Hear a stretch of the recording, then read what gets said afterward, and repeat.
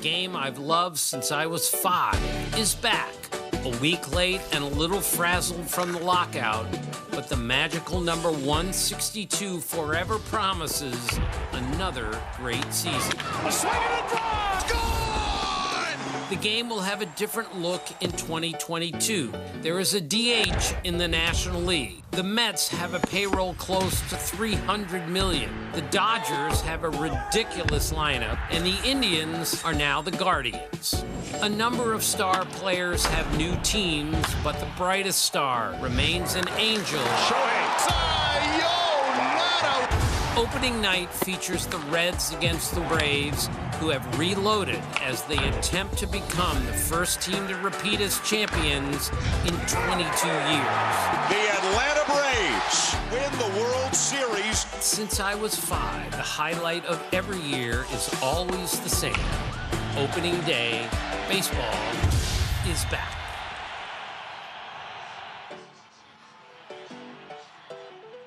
Welcome to opening night baseball on ESPN. The great Hall of Famer Tim Kirkshin welcoming us back, and we will look forward to having Tim on our telecast this evening as we get set for the Cincinnati Reds and the new look Atlanta Braves. And the newest look right there, Matt Olson comes over from Oakland, and he will play first base. We got some flow tonight too. Jonathan India, the Rookie of the Year last year for the Reds. Speaking of new, this is the first time we've actually been together in a booth. Our 5-time World Series champ David Cohn will be with us each and every Sunday, and of course Eduardo Perez. I'm Carl Ravitch. Really looking forward to this season. So are the Braves, in spite of the fact that Freddie Freeman, that was the biggest story in the offseason once we got through the lockout. Like, what in the world are we going to do without Freddie Freeman? They have a really good replacement. Oh my, did they pull a trade off? And they just, yes, you're right. It was Matt Olson. And what a first baseman, not only on the defensive standpoint, but what he replaces in number 5, Freddie Freeman, is right there comparable. The numbers do not lie. You look at Freddie Freeman's numbers next to Matt Olson's number, they're very similar the last few years. And most importantly, what the Braves are looking for is a Matt Olson that can come out and continue to produce for the next 8 seasons that he's going to be in this lineup. 8 years, $168 million, much more on the Matt Olson story. It is fascinating. Matt Olson's going to deal with a lot better pitching in the National League East, and if you're facing the Braves, one of the guys you got to deal with is Max Fried. Is he in the category of DeGrom and Scherzer, some of the Phillies? I think he's ready to take that next step. Yes, I mean, that's a mouthful, right? I mean, right. You really have to prove yourself to get in that category, but Max Fried has the stuff. I think the way he pitched down the stretch last year after August 1st was remarkable, maybe the best ERA in the major leagues, and then that big Game 6 certainly really gives him a lot of confidence. And if you saw him pitch this spring, he was in attack mode. He looked like a different guy on the mound, just owning the strike zone, and that beautiful curveball is something to watch in today's game. He's a winner, 40-18 in his career. And speaking of winners, we are delighted tonight to welcome in Joey Votto, kind enough to wear a microphone and an earpiece, and he's down in the field and joins us now. Joey, thanks so much for doing this. So we're a couple of minutes away, 16th year. And what is going through the mind of Joey Votto right now? I feel like a rookie right now. You know, each and every one of these opening days, they're special, and they just make you feel so young. How lucky I feel to be a part of this sport, to be a part of a moment like this. Of course, the Atlanta Braves, last year's champions, are putting together a fantastic show, but opening days in Major League Baseball don't disappoint, and I'm so grateful that I get to be a part of this year's. Well, we're grateful to have you do what you're doing, and thank you so much. Joey's getting younger. If you haven't seen him, man, check out Joey on Instagram and TikTok. Off the charts. We'll have much more of that. Tim Kirkshin will join us as we get set for first pitch. It's the Braves, it's the Reds, it's opening night. Give us baseball. 56 days ago that the Atlanta Braves behind Max Fried celebrated their first World Series championship since 1995. And speaking with Brian Snitker today, I don't think their feet have come back to earth. He's enjoyed it all. Freddie Freeman, of course, seen right there in the middle of it. He's now playing for the Dodgers. There is a series in June where the Dodgers will return here. We'll have it on Sunday night. You can imagine the reception for Freddie Freeman will be incredible. Max Fried was on the mound. for that game, and he will be on the mound for the first game. As you take a look at what he did last year, and as Cody pointed out, man, the second half was unbelievable. Some of the key numbers for him: his ERA, the innings pitched, his strikeout rate, and his K rate. Above average, a little below average when it comes to strikeouts, and the walk rate is terrific. I mean, he's not going to beat himself. No, he's not. No, not at all. If you look at what Fried can do, and the hitters for the Cincinnati Reds have to be aware of the inside part of the plate. That's where he makes his money. That's where he makes his living. If he can establish that early, it could be a long night for the Cincinnati Reds and a short one for Max Fried. Let's go over the Cincinnati Reds lineup, and Jonathan India, the former Florida Gator and last year's National League Rookie of the Year, will lead things off, play second base. Aristides Aquino will be in right field. Tommy Pham, who they brought over, will be in left field. Votto in the cleanup spot. Tyler Stevenson, a terrific catcher and a great young prospect. Nick Senzel, the center fielder, who was, of course, a former first-round pick. If he can stay healthy, he can do some incredible things. Moustakas is the DH. Kyle Farmer plays shortstop. Brandon Drury is the third baseman. This is a team that struggled against lefties. Now, they're a little more right-handed now, but Max Fried is such a good lefty. This is an incredible test right out of the gate.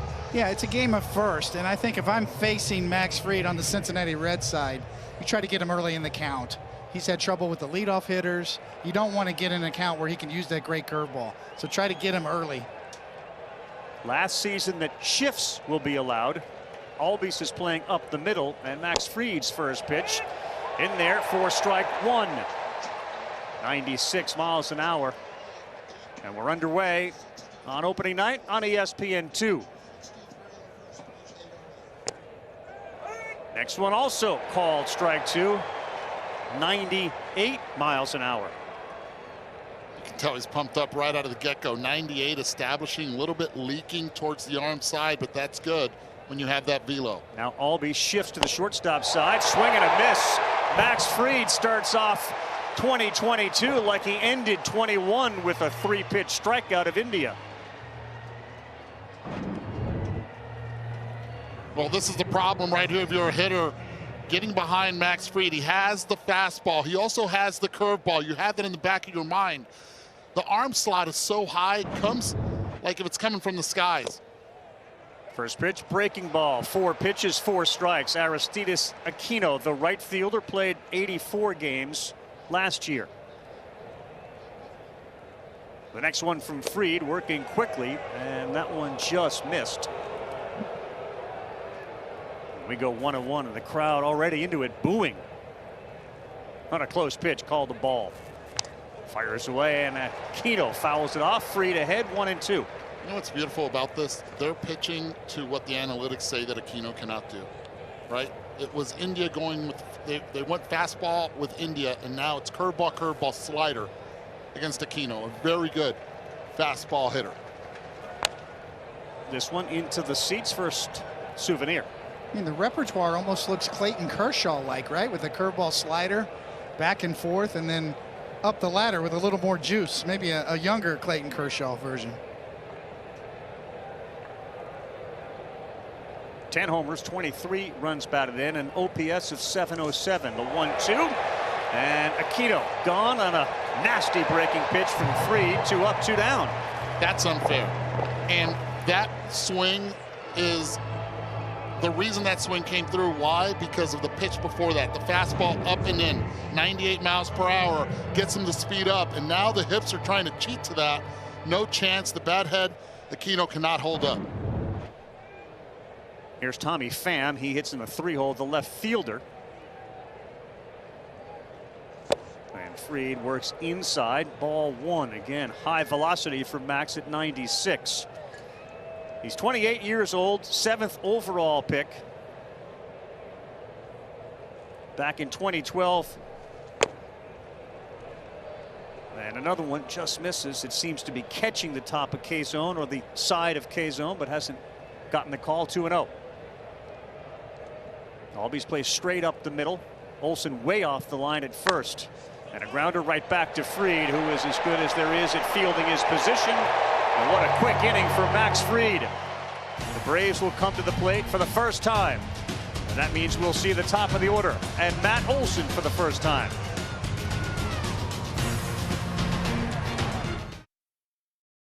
hotels, restaurants all over the place, and the battery is fully charged.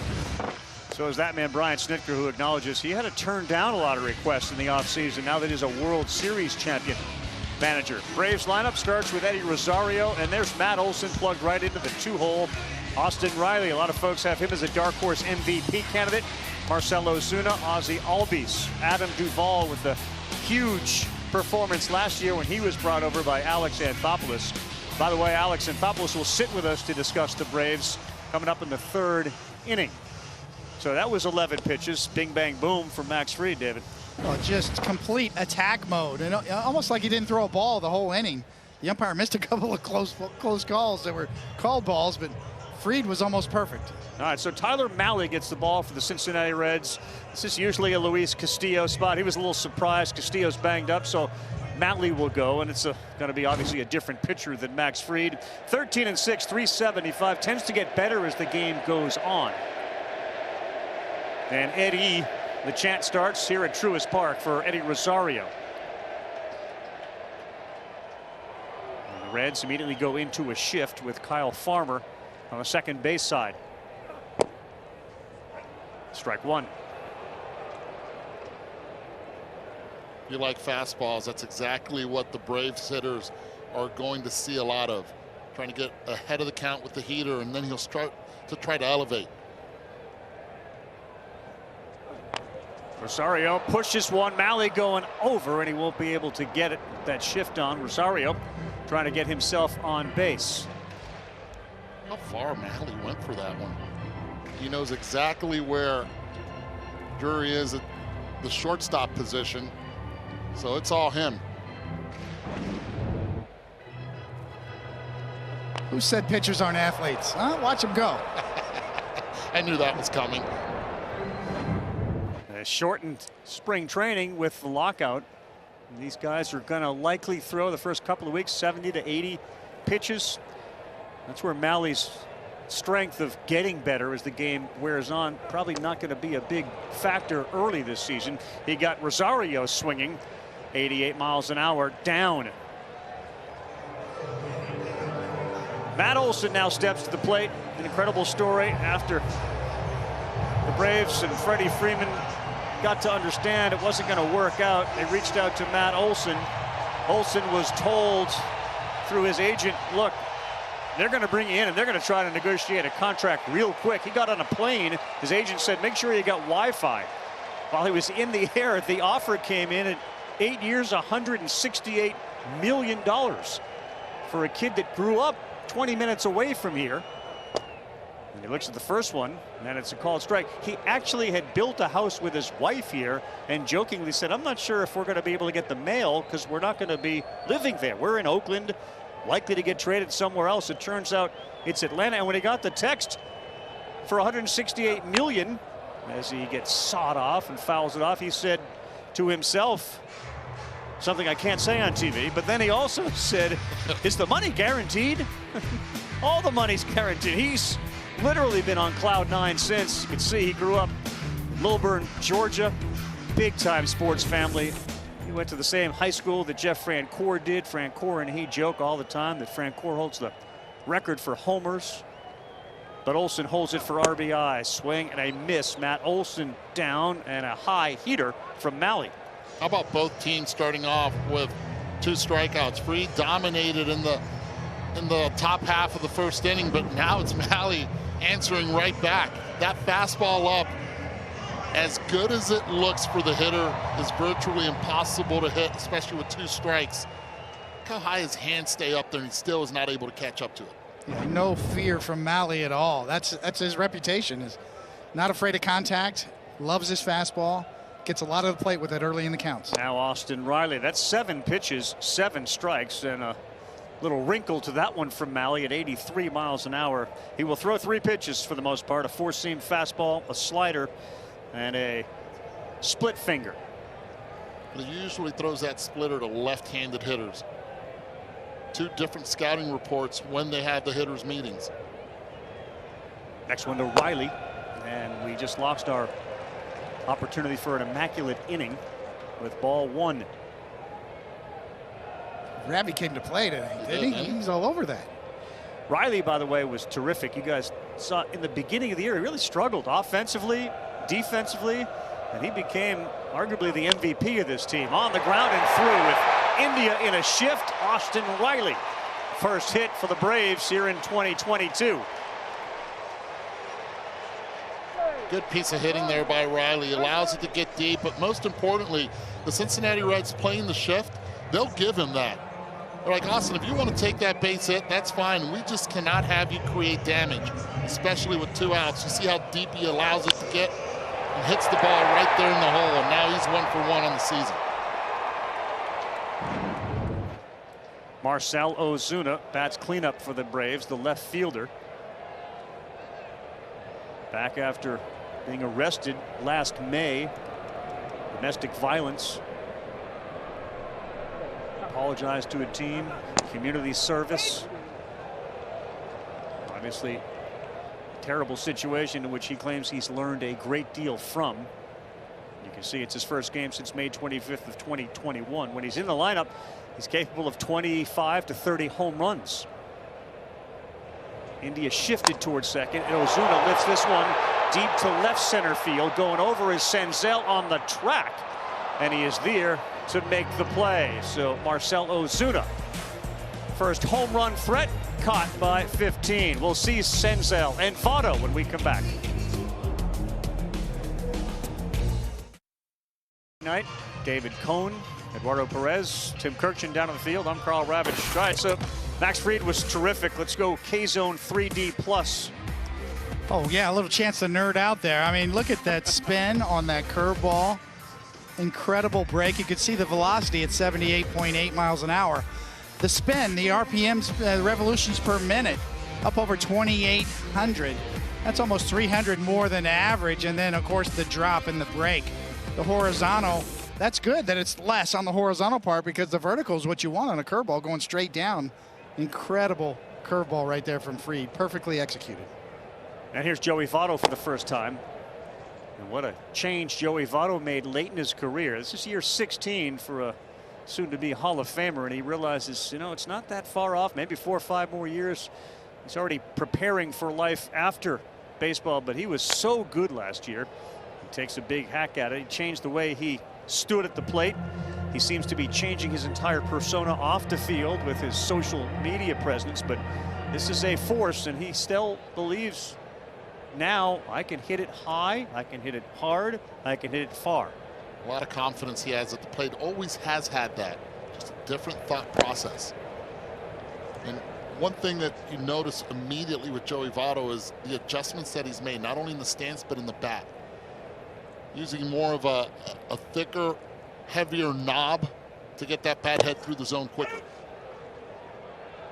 And typical Joey Votto, he doesn't like that call. It appeared to be outside. It goes 2-2. It almost looks like a hockey puck. You take a look at that ball that was called a strike, and it certainly appears on K-Zone 3D to miss. So Votto now 2-2. Swing and a miss into the glove of d'Arnaud, and the third strikeout for Max Fried. He gets Votto.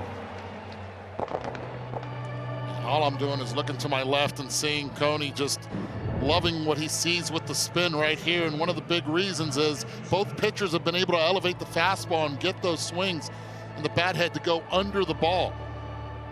You think it appears in one spot. That high spin rate actually does not allow the ball to have that vertical drop. And the perfect mirroring effect from his curveball. And when you say mirroring, what does that mean? The exact opposite spin. It's almost his four-seamer has perfect revolutions almost at a 12 o'clock radius in terms of reading the clock, and his curveball is just the opposite. Got ahead of Tyler Stevenson, and then he hit him in the foot, and Tyler Stevenson says, I'm going to first base, and he is. So Max Fried allows a base runner with a hit by pitch of Tyler Stevenson. I think the theory behind the spin mirroring is that for a hitter, it's hard to discern between fastball and curveball because it's the complete spin mirroring effect in terms of the revolution and the four seams going backwards for a four-seamer and over. That right there, the slider, cutting right into the back foot. Nick Senzel next up. Off speed pitch to start him off, in there for a strike at 76. So we've seen off speed 76. Fastball velocity by Fried standards is way up.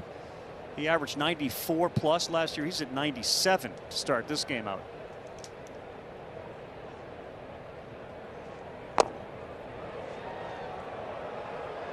That's the ability that Fried has with that pitch, the curveball. He can throw it for a strike early on, and then he'll try to use it as a chase pitch later on. The ability of understanding how to use top and bottom of the zone is what makes it really difficult for that right-handed hitter. Yeah, a 20-mile-an-hour difference, too. Top-end velocity. Line shot right back up the middle, past Fried's head, and after the hit batter, a hard single by Nick Senzel.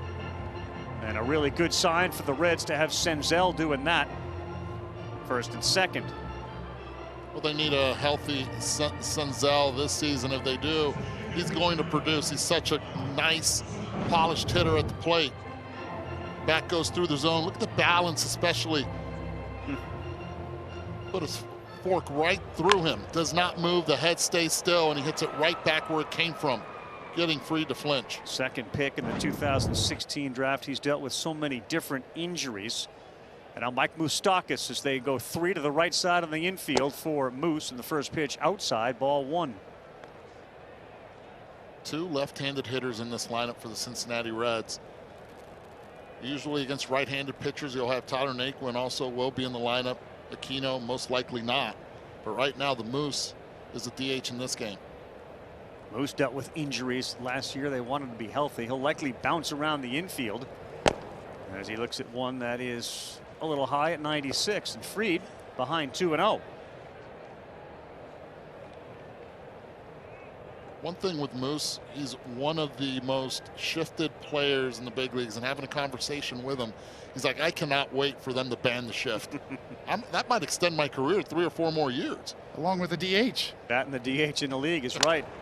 This one has popped up on the infield, and an easy one for Swanson on an infield fly rule, and there are 2 down.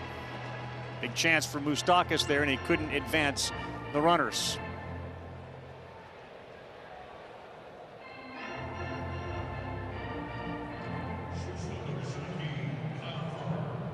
This is where it all changes from last year in the National League, not having the DH, where you know first and second you're going to have the pitcher hit and be on deck. Now it's Brandon Drury that's on deck. No managerial decisions here to make, or the catcher looking to his left saying, well, let's just pitch around the 8-hole hitter. Shortstop Kyle Farmer. 2 men on, 2 down, top of the second, 0-0. Busted inside, ball 1. Kyle Farmer speaks to exactly what Coney likes to talk about with the analytics. When he was asked what his goals were this year, he said, well, instead of batting average, hard hit balls and barrel rate.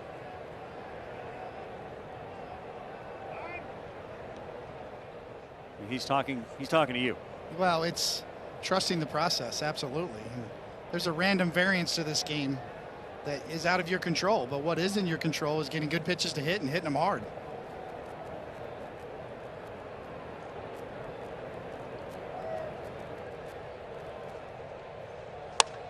Into left field, Ozuna's coming. He gets it. Here comes Stevenson. Ozuna to home. It's cut off by Riley, and the Reds lead it 1-0 on an RBI from Kyle Farmer. Tell you what, you talk about scouting report.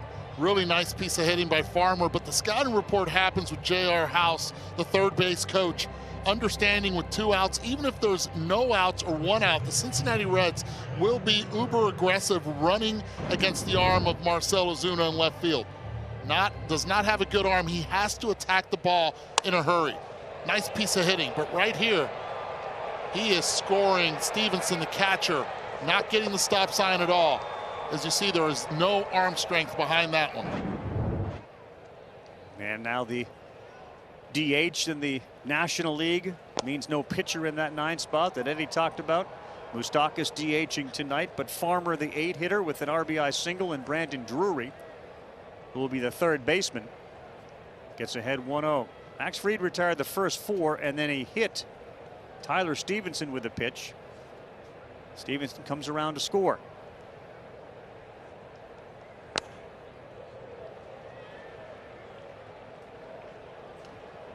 It's pretty much a 3-pitch mix from Max Fried tonight. Curveball in the mid to upper 70s, the slider in the mid to upper 80s, and that fastball in the mid to upper 90s. It's the slider that he's kind of left on the plate and given up a couple hits on. Last couple years, that curveball, hitters have hit under 200 against Fried. 1 ball, 1 strike. Drury to right. In the corner and drifting back is Rosario, and he makes the play. But it's the Reds who strike first, thanks to an RBI single from Kyle Farmer.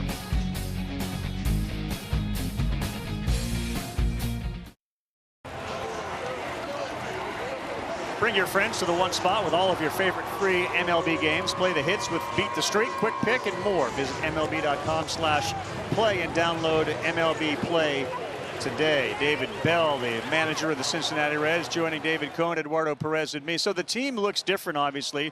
You get a big hit here against the lefty. What do you like about the 2022 edition of the Reds? Well, we do have some changes, but you know, we've all been together for just 3 weeks now. Spring training couldn't have gone smoother. We all did our work to get prepared, and really the team came together with a lot of new faces. So we have a lot of work ahead, but we really like how things are coming together so far. Give me the 3 keys for the Reds' success this year, David. Yeah, you know, we have guys that you know are going to get an opportunity to play. We have young pitchers getting their first-time opportunity. We have guys coming in that are hungry at a point in their career where they're getting an opportunity. And then we have our core group of veterans that have been here, and just having guys step up and really just play to their potential. We would love to see what happens when we play to our potential, because we believe great things can happen here. All right, David, thanks so much for being with us. Best of luck this season. Okay, thank you, Carl. David Bell, manager of the Reds. And Albies touches that one. Oh, Jonathan India to his right. And Albies is punched out on a close play at first base. What a play by Jonathan India, ranging to his right and getting Albies. How about the communication right there in the infield when you have the shift? So many teams coming out of spring training, even in the short and abbreviated spring training, work on the communication. He knows exactly where Farmer is. Takes a dive, makes a great play, and he's got a strong arm. He played third base in college and was drafted as a third baseman. That's Jonathan India. Great strike right there to Joey Votto, who almost gets stepped on by Ozzie Albies. By half a step. Terrific play by the Rookie of the Year, Jonathan India. That brings up Adam Duvall. Massive season last year, 38 homers, 113 runs batted in. Slider down, and that's a good one as Duvall swings over it. You know, Carl, we talked to David Bell before the game. There is just something about him, his demeanor. He's so even keeled, has control of that clubhouse, even with all the turmoil and all the trades. Is that the type of guy? So is this a clue for Eddie and I? Like, you respond to the calm. Even keeled. Even keeled. Got a nice sense of humor. Doesn't take himself too seriously. Well, you're in the right place for that. But yeah, both of these guys, you think about it, Snitker's the same way. I mean, there was obviously a whole different world to this spring training. David Bell, the heartbeat, of course, his dad, his grandfather, and Snitker with the decades that he's got here, they've seen just about everything. So true. I mean, Snitker, it's self-deprecating, the humor, making fun of himself with the analytics people. You know, what does this mean? What are we talking about? Kind of giving and taking with the defensive alignments last year in the second half that really turned their season around. And it's interesting that they went that route of let's try it the new way, because you have a lot of veteran coaches with the Braves, and when you have Walt Weiss on the bench, Rick Kranitz is a pitching coach, Kevin Seitzer is the hitting coach, and Eric Young and Ron Washington as well. These are veteran guys that understand, look, we have to use the metrics, but we have to simplify it for the players, for them to buy into it, and the communication has been great. A new piece of wood for Duvall. The Reds with India, and you can see in the upper part of your screen on the left, he's now joined the left side of that infield with Farmer and third baseman Drury. Tyler Mahle's only thrown 19 pitches.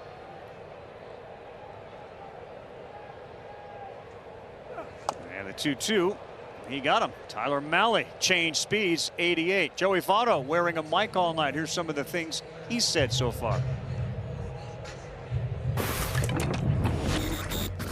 I tell you what, these opening days, they do a good job, man.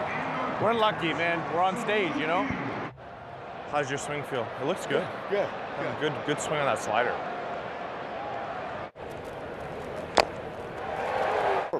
All I can think about is, like, do not be late this next time. Do not be late. Just let him punch you on 3 perfect sliders.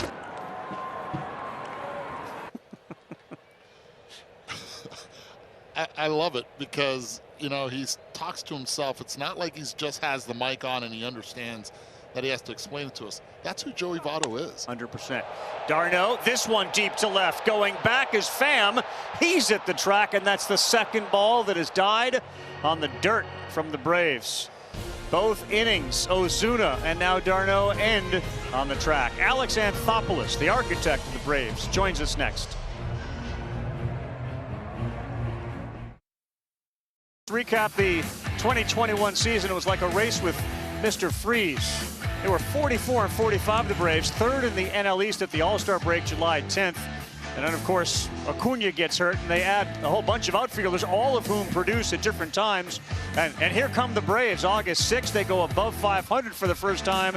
And that last leg kick from Mr. Freeze and the Braves, 44 and 28 in the second half. The Mets and Phillies also fade, and they are world champs for the first time since 1995. The man that was willing to take those chances once Ronald Acuna got hurt is joining us now, the architect, Alex Anthopoulos. Do you think about the year in its entirety after you've won the World Series, or do you just focus on the end result? You focus on the end result, but, you know, it was so fast, right? You win the World Series, I have COVID at home, parade a few days later, then GM meetings like 2 days after that, and it's off season. And, you know, there's a potential for the lockout at the beginning of December. But I got to tell you, it's been weird. Spring training, obviously, even weird. I was talking to Snit, the manager, before the game. Just you feel like you're in mode yet, managing mode. And it just felt off. And got to tell you, when finally the crowd getting out and seeing all the videos and the hype-up videos and the video that they did, Adam Zimmerman and his group who works with us, recapping the 2021 season, I was locked into the scoreboard. It's just it all started to come back.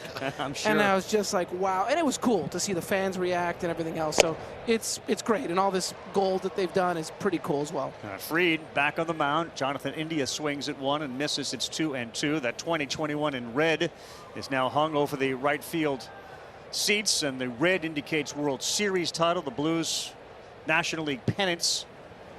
And a 2-2, and this one is over the head of Albies and going to get down. He couldn't chase it down, and India is aboard. I understand, Alex, winning the World Series is the cherry. But what was the most gratifying part for you in the whole process? Wow, you know, I even said it at the time. It was the most gratifying year of my career because the first half was just so tough. It was such a grind. And then to finally be able to get there and win the division for the 4th time. And like, I get the biggest thing. I've been in Atlanta 4 years. I mean, I'm going into year 5. All I heard about was all the Atlanta heartache that they've had, whether it's in college or Falcons, Hawks, which I love both teams, and those organizations are phenomenal to me and my family, and to follow them. But, you know, and we were part of it as well in 2020 when we blew a 3-1 lead to LA. So beating LA for us was a huge deal just because we finally got over the hump. Aquino goes the other way. There's no one there. Not that anyone was going to catch it. And couple of bloopers here, but the Reds have 2 on, nobody out. Yeah, 2 well-executed pitches. One left the bat from Jonathan India at 65 miles per hour. This one from Aquino at 67. Fried is executing his pitches. Now, you executed really well, also bringing in a lot of free agents that serve well, especially in the bullpen. Let's start with Kenley Jansen. How did that come about? Yeah, I had a lot of familiarity with him the 2 years I worked with LA.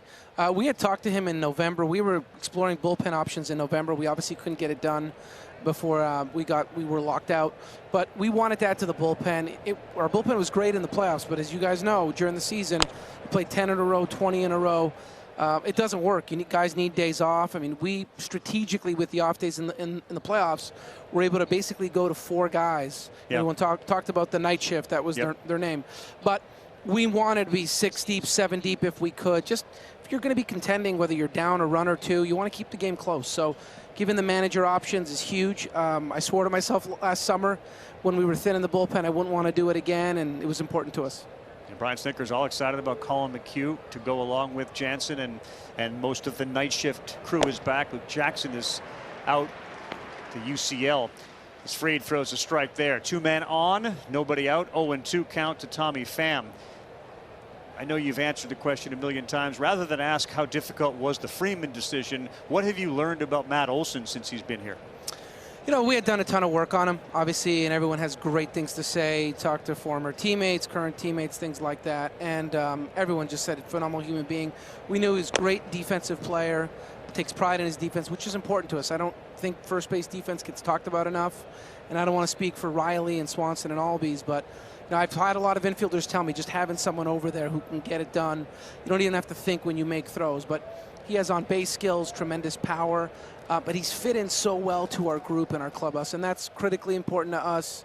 We have a really good dynamic, a really good mix, and I know our players have told me over the years they appreciate the group that we have. They like coming to work each day. They like coming to the ballpark each day, and I've said this many times. I didn't put any stock into that early in my GM career, and we lost. And when I finally started paying attention to that stuff, we started to win. And I really believe in it wholeheartedly. I feel better when I walk down to that room, and I do think it does impact the wins. The chemistry, the fact that everybody's getting along, and all those types of intangibles. Yeah, I just think, you know, obviously you have your coaches and your managers and everybody else, but, you know, peers can help each other out. I've seen players impact other players, and it's something small. It could be where they're about to start issues, and he wants to storm into the manager's office, and a guy pulls him aside and says, I don't think that'd be a good idea to be doing that right now. Or, you know, someone's upset about his role, and he just talks to him a certain way. Or they're in the cage, or they're in the bullpen, and they suggest certain things. I mean, I have so many examples that I've seen it. And that's not to take anything away from a coach or manager, but that's real. And I think over 6 months, when things go poorly, when you have a good room, the floor will not cave in. You still need talent. But when you don't have a good room and things don't go well, everyone starts to gripe, point fingers. It becomes a terrible environment. So how did that make you feel when you heard what Ronald Acuna Jr. had said about Freddie as a teammate? Yeah, so I saw it. Obviously, it broke last night, and I saw Ronald's. I haven't had a chance to see him today. It's been a little bit of a zoo, obviously, but I saw Freddie had some comments. I thought he answered it well. I thought Ronald, in the same vein, I think he answered it well. Obviously, I haven't talked to either guy. I was not aware of anything at all. As far as I'm concerned, we won 4 divisions in a row with both guys. They were both great. Our room was great. You guys both played a long time. I'm sure there's times when, just like with my family, you might get annoyed or irritated. And I don't want to speak for Ronald, but from hearing him today, he said it was an isolated incident. But I also understand from what Freddie was saying that, hey, these are things the organization did. So I think that kind of stuff happens all time. You just don't normally hear a lot about it. And for people who don't know what Eddie's referring to, there was a quote attributed to Acuna when he was asked about Freeman, who's no longer here. Basically suggested that they didn't necessarily get along too well, that the way Freddie treated Ronald was maybe different than the way Freddie treated other people. We asked Brian Snitker about it. Snit said it's not even something I would ever recognize, and that one gets away, and it's going to come back quickly enough to Darno that there's no advancement with the bases loaded. We'll let you go because it's a big situation, but you're wearing an Augusta sweater. Like, were you there today? I mean, no, you had a lot going went, on here. I know. So, look, I'm Canadian, right? So I haven't had a chance to go down, but I got to go down on the off day, and I went with my wife, and we went to the shop, and it was expensive. Yes. So really expensive. The over/under was well over what I thought it was going to be, and she decided to pick all my stuff today. She's like, we got all this stuff. I think you should wear it. So you look sharp. It's cool. Did you see Mike Weir? You know what is funny? I talked about when I was there that, you know, obviously Canadian. Yes. But I didn't get a chance to see him. But it's just amazing. For anybody who hasn't had a chance to go, it's just, I appreciate it. And for years when I was in college, I'd watch the Masters and so on. But to be there is just eye-opening, jaw-dropping, and it's incredible that we live in Atlanta and we're 2 hours away. So to get a chance to go is, you know, every time I get a chance, I'm certainly going to try. Well, thanks so much for being with us. We really appreciate it. All right, guys, really enjoyed it. Alex Anthopoulos. Joey Votto bats 2-0. Max Fried's in a whole bunch of trouble. Bases loaded. And there is nobody out. Shift is on against Votto, who struck out his first time up. India's at third, Aquino's at second, and that's laced over the head of Albies. He can't get it. That's going to bring India in, and they advance 90 feet. And Joey Votto, a hard hit line drive, and that puts the Reds up 2-0. Well, Joey Votto said it himself when we put on the wire. He's not going to be late for the fastball. Fried has been missing with the fastball up in the zone. That time, Joey Votto on a hitter's count got on top of it at 104.7 miles per hour. Fastball comes in, Joey greets it and barrels it. What did Joey say on the mic? He was not going to let a fastball get by him, not be late on a fastball, and he certainly was not. Well, Brian Snitker said to us, I'm a little concerned about an inning with a lot of pitches, and that's what we're experiencing right now for Max Fried. Now, these guys aren't stretched out, so what does that mean, Coney? That means you kind of start watching the bullpen, right? I'm sure he's thinking about it right now. Manager Snitker right there, and that is the biggest worry when you're not stretched out. This is a guy that's your best pitcher. You're really counting on him this year. You've got nobody out, even though his pitch count is only 45 right now. It's about how many he has to throw in this inning and the fact that he doesn't have any outs yet. High stress pitches. Well, they got a bunch of arms, and we're going to see a lot of bullpen early this season. Bases stay loaded. Fried falls behind Tyler Stevenson. He hit Stevenson in the second inning, and that ultimately led to the first run of the game.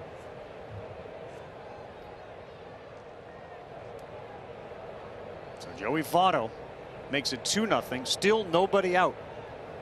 You give the Reds a lot of credit. Some really good at-bats consecutively. 1-0 to Stevenson, and this one is into right. It stays up from third. Aquino comes. Here's the throw all the way through, and scoring Aristides Aquino. Sacrifice fly. Tyler Stevenson, Cincinnati 3, and the Braves nothing. Curveball up in the zone. Stevenson not trying to do a lot with it. Stays with it, lets it go deep. Then when he hits it to right field, Eddie Rosario misjudges it a bit and has to catch it flat foot on his heels. Right there, you see him just stay back on it. But it was Rosario in right field that allowed Aquino, right as he's in his heels there, does not get enough behind that ball, and Aquino slides in safely at home.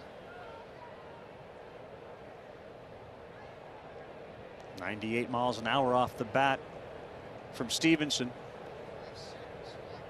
And here comes Nick Senzel. He hit a shot back up the middle this first time up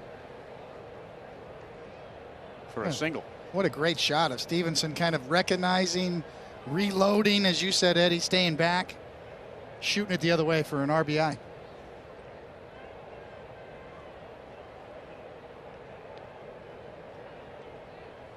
Senzel, the center fielder, 250 last year, and this one on the ground should be a double play, and it is. And Swanson and Albies get Max Fried out of it. Whole bunch of pitches and a crooked number. Braves fans find themselves down 3-0 heading to the bottom of the third. Got to figure out the timing against them, fastball timing, but not forcing it pulled. But my swing feels fast. Yeah, it feels like dangerous. Oh, and that's the voice of Joey Votto right there. Look at the balance that he has. He uses his legs all on this swing. Does not have a lot of separation when it comes to his legs. Gets that high leg kick and then uses the bottom half real well. As he said, his hands feel quick. The bat speed is there. Tyler Mahle now staked to a 3-0 lead. Alex Dickerson, Dansby Swanson, 8-9-1 as the Braves bat here in the bottom of the third. Joey Votto wearing a microphone all night, and this one a 2-hopper to India, who's already got the best defensive play of the night. One down. So there's some new technology being used by the Reds. If you haven't heard about it, PitchCom, which allows the catcher Stevenson to signal the pitcher Mahle, as well as both middle infielders and the center fielder, what the pitch sign is. So there is no fingers now going down, and they really like it. And you can see there the technology. So rather than put any fingers down, he signals it, and in his Cap is a receiver, and ultimately it's a voice that says whatever, fastball down, slider away. And that's how they're communicating. What do you think of that? I think it's remarkable that they haven't had a lot of time to get up to speed on it. Some of these teams got it about halfway through spring training, about a week to prepare, and here we go. We like it. We're going to go with it. Pretty amazing that they've adapted this quickly. Dansby Swanson looks at one called strike, 93 on the fastball. 1 ball, 1 strike. One thing that I found out is a lot of young baseball players are embracing the technology. Sure. Comes in, they're like, okay, let's try it. Why not? It's Dansby first base, Votto going over, but it's going to be a souvenir. Well, how many times have we seen in an NFL game with the quarterback with his hand over his ears? It's been used in the NFL for several years now. So it's only a natural progression to be able to try it in baseball. I think the surprising thing is that at first you thought, well, this is going to take some time. The players aren't going to adapt so quickly. They're not going to like it. It's just the opposite. Several have liked it and have adapted very quickly. And you can see the pace of the game is a little quicker. What we heard from David Bell is basically when the ball's being either thrown back or a runner is walked, the signal is already being given to the pitcher. Like, we don't know it, but he's already sent the signal to Tyler Mahle, who already knows what the pitch is going to be. And not only Tyler Mahle is also listening to it, but the middle infielders and Senzel in center field. So they also are getting that message of where to play. Swanson swings late at that at 94 and up, and Mahle's making a living with the high strike. He picks up strikeout number 4.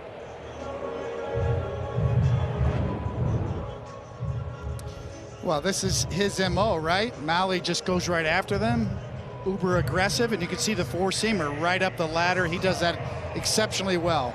Throws strikes and then right on up the ladder to get swings and misses.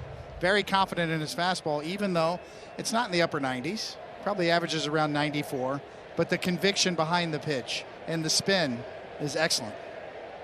94 miles an hour. The spin on that was about 23.67. And a swing and a miss here from Rosario. For people who are at home, give us an example of what good spin is, or high spin rates, and those that aren't.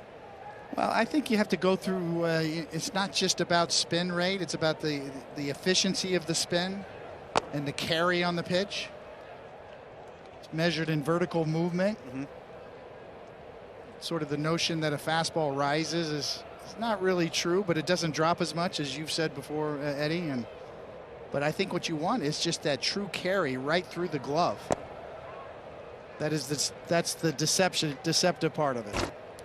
I wish I would have paid more attention in physics class. See that 2367 RPM, about 4% more than average, 1.2 inches more rise than average. Again, the eyes of the hitter are so used to that average movement that when you get a guy like this, that's where you get the swings and miss. And as a hitter, you're thinking, okay, we know he elevates, so let me bring my eyes there. He continues to go further up in the zone, and you can't help but chase out of the zone. Rosario was one of the Braves' keys in the postseason with a huge OPS. He had 3 homers, over 20 hits. As Mahle, the first 3-ball count he's had all night. That's too far inside, and that's a walk for Eddie Rosario. One thing about Rosario that he told me before the game, he told me, he said, Ed, this is the first time that I'm going to start the season in warm weather. I've always been in Minnesota or Cleveland last year. First 2 months are going to be a lot of fun for me this year. We talked with Alex Anthopoulos. I mean, think about what he did with Peterson and Duvall and Soler, Rosario, all those guys, major contributors. The World Series MVP, Jorge Soler, now in Miami. And Rosario, earlier the MVP. And here's another big chance for Matt Olson to make a good first impression. First quick mound meeting from Tyler Stevenson and Tyler Mahle. I love this mound meeting. He's like, forget about the guy at first right now. He's already in scoring position with Olson at the plate. Let's focus. Let's execute right here. Let's go after him.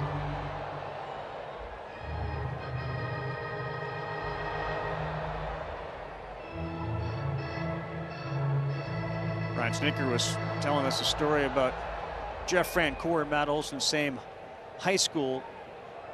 Brian Snitker's wife got a text message from Jeff Francoeur's mother saying, "You love Matt Olson. I had him in 7th grade."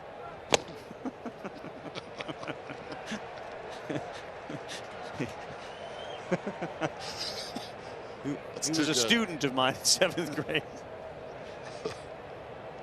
6 straight balls from Mahle. Olson, 39 homers, 111 runs batted in last year. He can handle the pitch up really well. That one? Yeah, but look where it landed. Out of the zone, up and in. But he loves the pitch up. If it's in that upper quadrant, Matt Olson makes a living up there.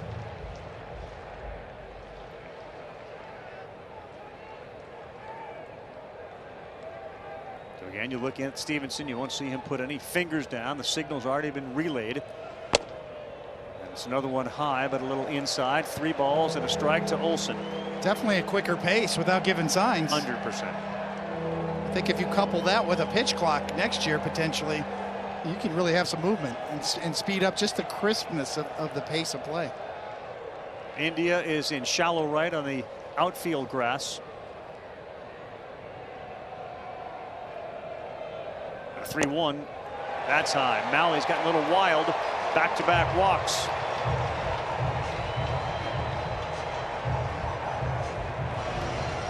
And when they start missing, they miss up. We saw Fried miss up in the zone as well. It's really not east to west. It's been more north.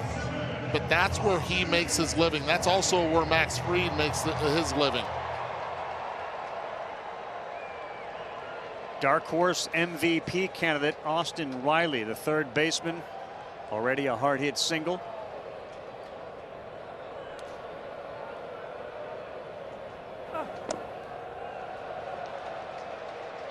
Another ball from Mahle to start. Check it out. He led the team in average homers and RBIs. Freeman did that in 16. Chipper, who threw out the first pitch tonight here, did it in 2000. Last 25 years, the third guy to do that. He held up, appeared to be inside the K zone. Check of first base says no, it's 2-0.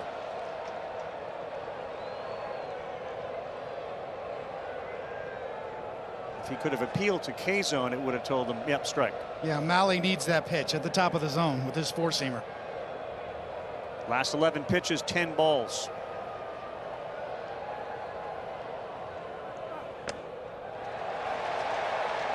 All right, Coney, what's going on here? He can't land his breaking ball for strikes. Early in the game, it was a lot of the plate with his four-seamer and then up the ladder with his four-seamer. Now, when he's trying to get the second time through the order, you need to land your breaking ball for a strike, and he's missing with that particular pitch. Green light for Riley, 3-0. I give him the green light.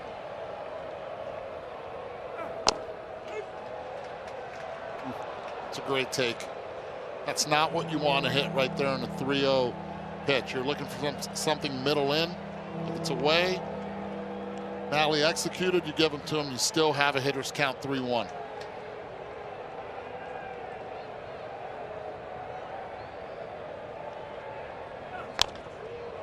Three and two as he rolls that over. Riley hit 182 in his first 15 games last year. 182. A little overly anxious there, right, Eddie? In a fastball count, he gets it, and he's out in front of it. And when he's going right, he's driving the ball to right center field. He's already thrown him a total of 5 sliders so far in this game. 3 in the first at-bat, now 2 here in this at-bat. 3 and 2, 2 down. Runners will be going. Rosario and Olson, there they go, and this one on the ground to third. It's smothered over there. Drury across the diamond. It hits Riley. He's safe. Rosario will come in and score. And diving back into first is Austin Riley. The Braves get on the board. Brandon Drury makes a nice play to his right, but then it's up to Joey Votto to make a decision on the throw. First thing, Drury does not come over the top making the throw, so it's not a true four-seam to first base. The ball's going to have run into the runner. Votto has to make the decision. Do I go up and get it, or do I step back and make the play? Right about that time when he already had committed, it was too late. Riley running through, hits him, and Joey Votto no chance to even catch that ball. A lot of first basemen make that play doing exactly what Joey Votto did, but I think the inexperience of having Brandon Drury at third base cost him. It's always a dangerous play for a first baseman to go into the line with a runner coming at him. Votto did a good job switching feet, changing his angle. Just the throw ran right into the runner. The more he gets to play with Brandon Drury, he'll realize that's what he does on a backhand. We'll see Mike Moustakas at third base a lot this year for the Reds as well. Drury there. So now with Olsen moving up to third, Ozuna comes up with Braves on the corners, down 2.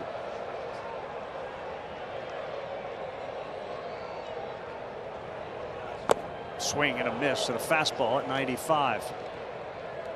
Have to be careful with Marcell Ozuna and fastballs. He loves them. He can catch up to them really well. See if Malley keeps climbing the ladder with the heater, or does he go to the slider down and away? He has choices here. He has mixed in that split changeup a couple of times to right-handed batters. He needs to get it down and in. Pulls that outside. They give Riley a single on the play.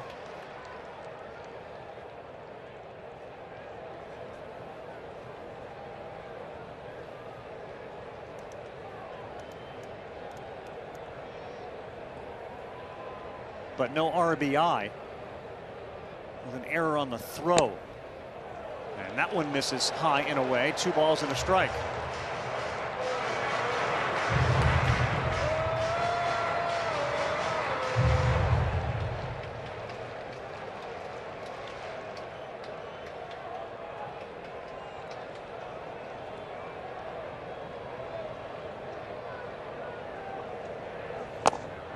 Fooled on that one badly. A wicked breaking pitch. 2 balls, 2 strikes.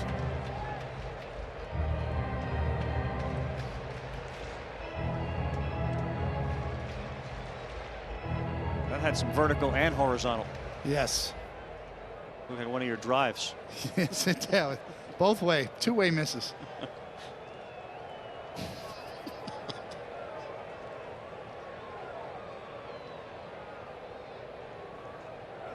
2-2. Oh, look out, he caught it right back at Malley, and excuse me, it ended up in the glove.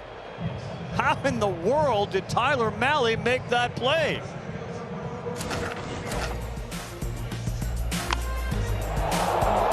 Oh, I mean, he was looking behind to see if it was going into center field. The Cody flinch. He did.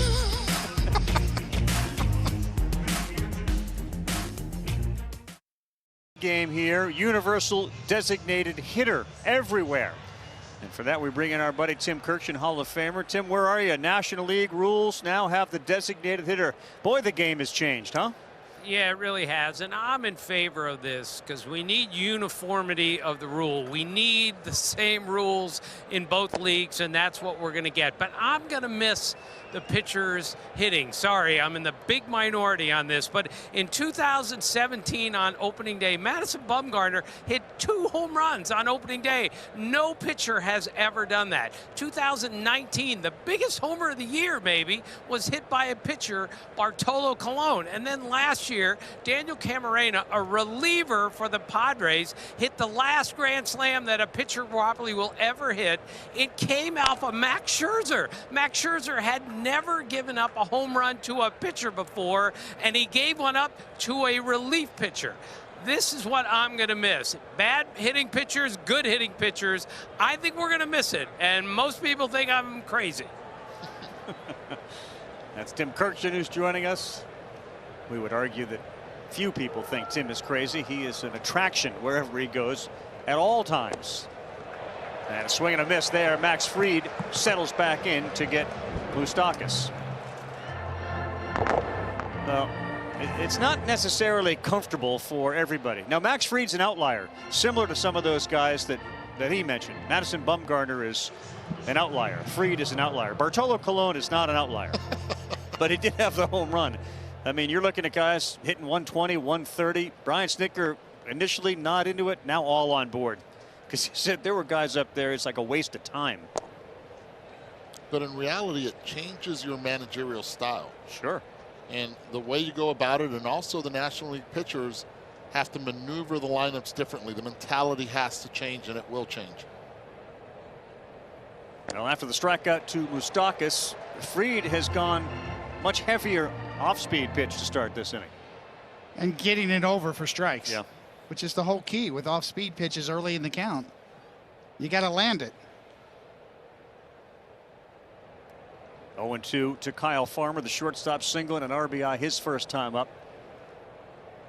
And that one's in the dirt. Of course, the DH rule affects Shohei Ohtani as well. In fact, they made a rule for Shohei Ohtani. They did.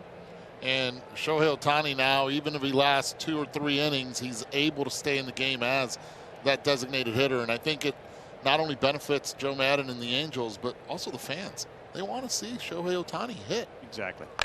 1-2 on the ground. Riley lets it go to Swanson. And he short hops it, but there you go. Matt Olson, check. Short hop, made it look real easy.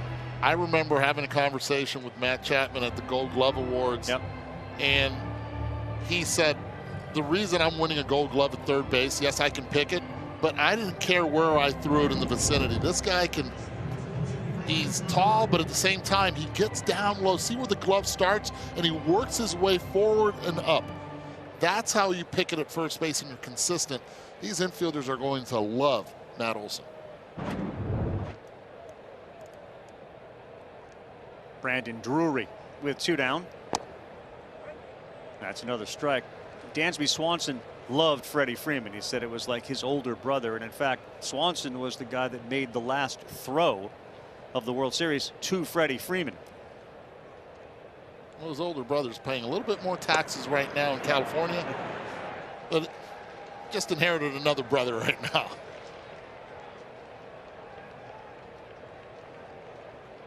What a different inning from Max Fried. He's getting ahead. He's using his off speed, and the 0-2 challenges him. Going back is Olson. He's not going to be able to get to that. How many blue hits have the Reds had now? That's 3 or 4. That was a 65-mile-per-hour hit last inning, then a 67-mile-per-hour hit, and this one, well, this one's the granddaddy of all. This one did not even reach the 60-mile-per-hour range. 54-mile-per-hour is off the bat.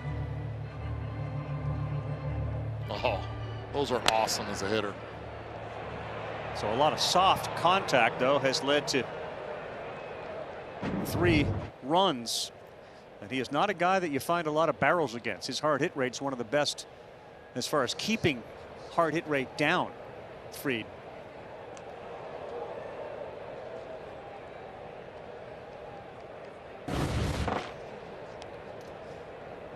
Here it is, the lowest hard hit rate allowed the last 2 years. Yarborough with the Rays, Urias, Wheeler, Burns, and Max Fried. That was a StatCast look powered by Google Cloud. 2 outs. India off speed. Another strike.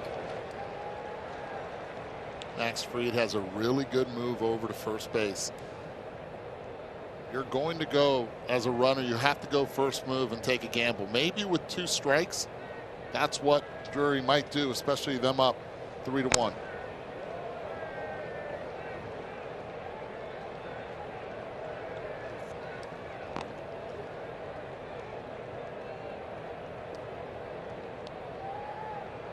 Ahead 0-2. Back-to-back curveballs in the low 70s. So if you're up there, you're 0-2 Max Fried right now. Are you looking for another curveball or up the ladder? I'm hoping right now Drury tries to steal second so I can start over on an 0 count. Slow roller. Riley charges, keeps that glove down, and he throws across the diamond to Olson. When we come back, Joey Votto. He's got a microphone. He's got an earpiece. We'll have a conversation with the great Reds first baseman.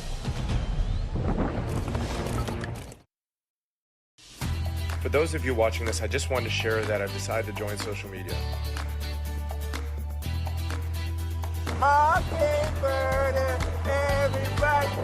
I'm looking forward to sharing photos and videos and being more social and getting to know more people. I also can't wait to share each and every one of my meals. Breakfast, lunch, and dinner. Photos and explanations. No, never.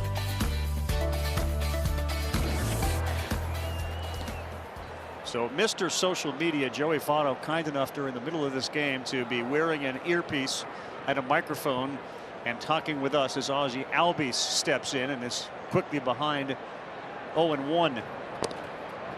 Joey, how are things going? Wow. First of all, it's a beautiful day. Beautiful night here in Atlanta. You know, the pregame festivities were an absolute gem. Atlanta did it right. Atlanta did it right, but we're in the middle of a 3-1 ball game right now, and you know, playing defense just by itself is hard. Hitting just by itself is hard, but doing it with a microphone in my ear is foreign territory for me.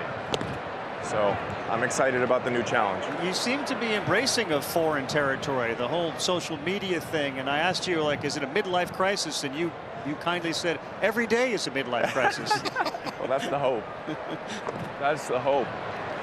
I actually, I've been considering getting a diamond tooth or a gold tooth, taking out one of my bicuspids and replacing it. So, you know, ask the fans what they think about that. I'm thinking about having a little bling in my mouth. You know, send out a poll there. 3-2 to Ozzie, and this one to center field. Senzel coming, and he can't get it. Short hops it, and Albies is aboard.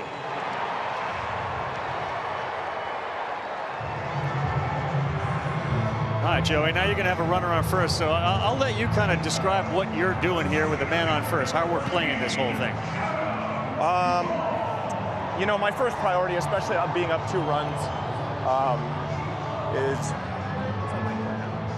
I'm mic'd right now. Are you? Yeah. Say hi to everyone. Hi, everybody. Everybody knows Ozzie. Yes, of course. You know, being up 2 runs, especially on the road, for me, it's always been important to make sure that I catch the ball. A missed throw from the pitcher, a missed throw from the catcher. I have to make sure I stay in front of it. So, you know, I don't prioritize the tag out or any sort of pickoff. I prioritize staying in front of the ball. We can't let Ozzie get to second or third base. And, you know, Tyler has a relatively predictable pickoff move, so I don't worry too much about that. But, you know, right now we're thinking about getting a double play. And, like I said, making sure we keep Ozzie away from second and especially third base with 1 out. No easy runs, no sac fly runs, no infield ground ball runs. So, Joey, how difficult was that throw from Drury the last half inning? It chased the runner, and you know, Drew did his best. It was a really tough play. It just chased the runner up the line. You know, sometimes on those ones you have to get behind the bag and catch it, or you try to get out front. You try to get out front and take the ball away from the runner, but because it chased him, I couldn't get to that spot. Yeah. And ended up hitting his back. A run scored, obviously. This was the play. We're showing it. I know you can't see it. You're multitasking now, but you're not able to see a monitor. Oh, I see it. I see it in my mind's eye. Eddie, ¿qué tal? ¿Cómo estás? Todo lo más bien, mi amigo. Muy bien. Now, Joey, explain, because you're using a different bat with a different knob on it. How did you come about? You know, at this stage of my career, the priority is for me to hit the ball as hard as possible, to be more difficult to defend. The shift is real, especially as a left-hand hitter that hits line drives on the right-hand side. You know, you can hit a ball very similar to the one I just hit, and Ozzie very nearly took it away. You know, you do that over and over, and you hit it softer, and all of a sudden these are outs as opposed to hits. So, you know, I've prioritized hitting the ball hard. I worked with a golf instructor a couple years ago, and he likened what I'm trying to do right now to the, and we've got the Masters going on, which is perfect, to a golfer. To the best golfers in the world are the longest drivers, and the players that get cut are the ones that are most accurate on the fairway. And I, for a bit, as we've got one out on a nice pitch from Tyler there. How you like that play-by-play? And keep going. Keep going. We're not going to get in the way. I know, Carl, you're trying to work on your golf game right now. Forget baseball. Your ears are wide open, I can tell. Anyways, Carl, back to how we can improve your golf game. Just hit it far, right? Just hit it far, smash it. And that's what I'm trying to do on a baseball field. And that puck on the end is supposed to create more bat speed per the people that fitted the bat for me at Marucci. So I'm wondering, when the shift goes away next year, do you change that? If I'm hitting the ball hard, hitting the ball through the gap and over the fence, and if I'm difficult to defend, that just ends up being doubly good if the shift goes away for someone like me, Bryce Harper, Matt Olson type of guy. These are the guys that get zinged by, I feel like get zinged by the shift. And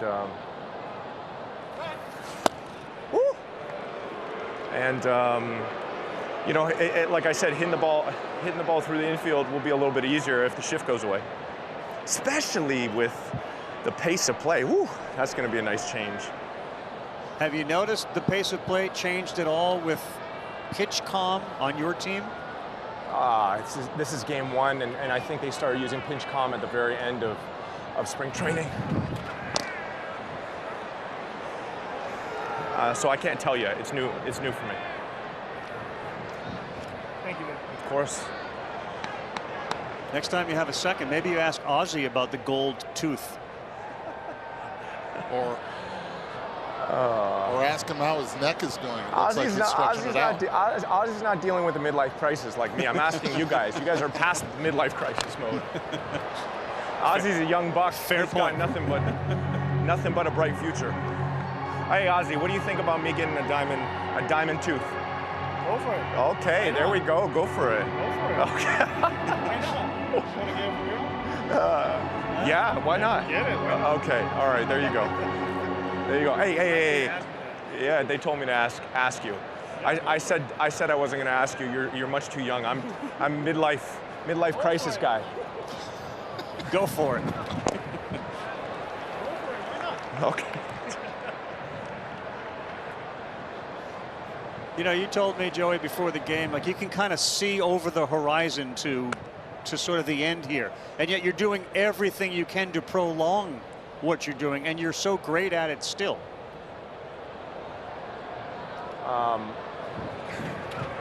You see examples in other sports, what LeBron's doing in the NBA, what Tom Brady's doing in the NFL, Aaron Rodgers in the NFL. These guys are late 30s, 40s. I have to say, I feel excellent, and I feel strong, I feel healthy, and the game, I feel like I fit right in with the game currently. So as far as there being any sort of, eyes on retirement, I don't feel like I'm there yet. I'm having a good time. I love my teammates. I love wearing this uniform, and I love playing ball. I feel like I'm playing well still. You are. Darno swings at a high one and misses. Just check out some of the numbers, and I'll go over them, and then I'll ask you what you're most proud of. But there's a very small group of players that have had the 300 average, the 400 OBP, and the 500 slug. So Ted Williams, Musial, Walker, Frank Thomas, Chipper, who's here tonight, Mike Trout currently. Most of them are Hall of Famers. With all due respect to all those names, like, what are you most proud of in Joey Votto's career with the Reds? I was a little bit later starter. I was right before 24 years old when I got my call up, right at late 23. And I'm proud of how many games I've played. That's a priority for me, getting as many 162 games, 160 plus games in. It's a point of pride for me. As far as offensively, I love that I've adapted to the the different versions of this game, and I've had stretches where I've excelled, which I'm not trying to pat myself on the back here, but it takes consistent adaptation. You always have to accept a new challenge. You always have to accept change is inevitable.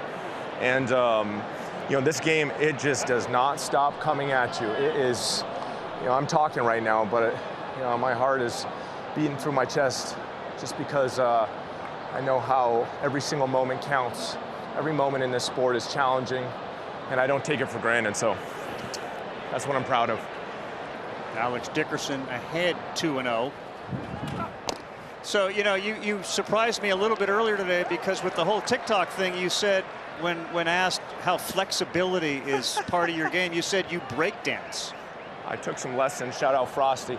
I took some lessons in the off season. I do it like once or twice a week. And, I want to make sure I was in a good place defensively. Now that this DH is in both leagues, I just do not want to DH. I want to play defense as long as I can. Some of my very favorite players of all time play defense throughout the rest of their career.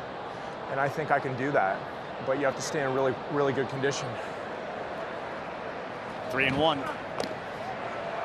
All right, I'm going to play behind the runner, I think. Tyler, behind. And so right here in this situation, we let Ozzie get a little bit of a head start, but we can't let Mr. Dickerson hit a ball down the right field line for a double. Leading to Ozzie scoring on a double, so I have to stop the double here. Can I get a bit of space? And this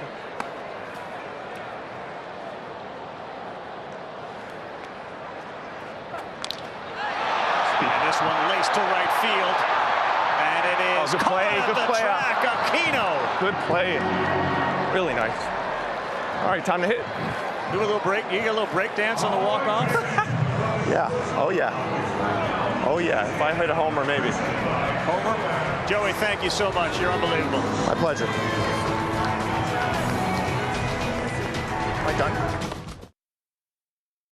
Arguably the best rivalry in sports and baseball. Our first Sunday nighter.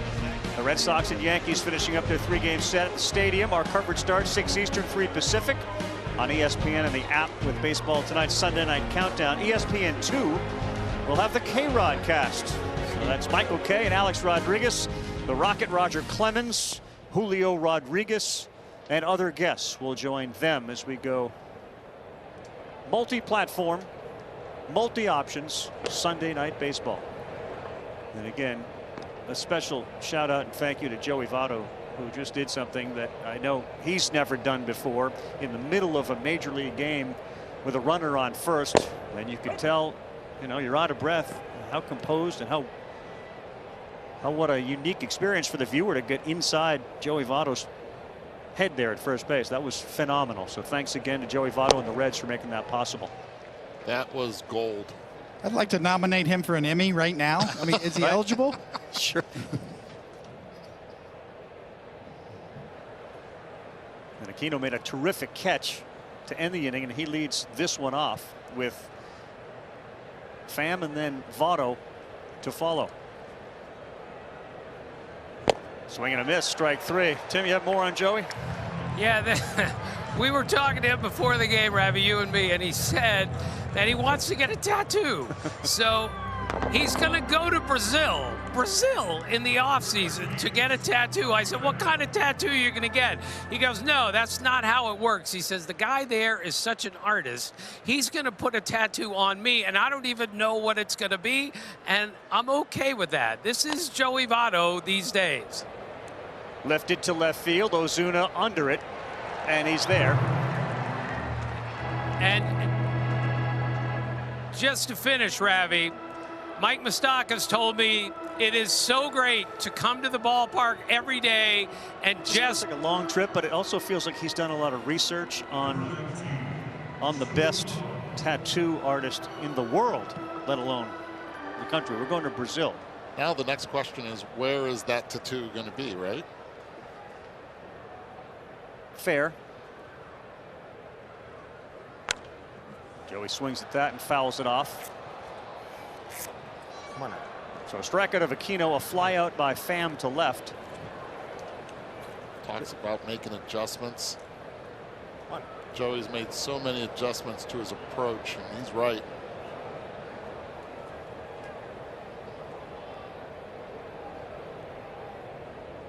It's about 11 years ago as the 0-1 comes into Votto, and this one has popped up.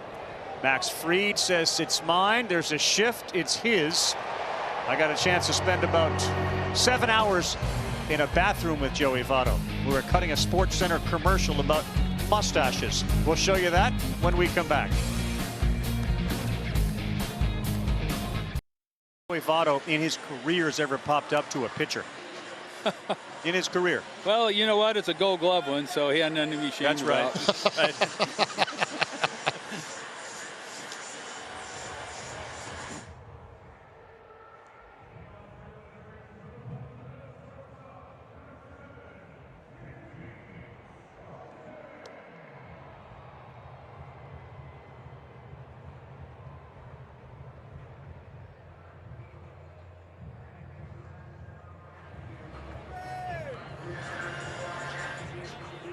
Welcome back, everyone. David Cohn, Eduardo Perez, Carl Ravitch, Tim Kirkshin rejoins us in a moment. Brian Snitker now with the Atlanta Braves.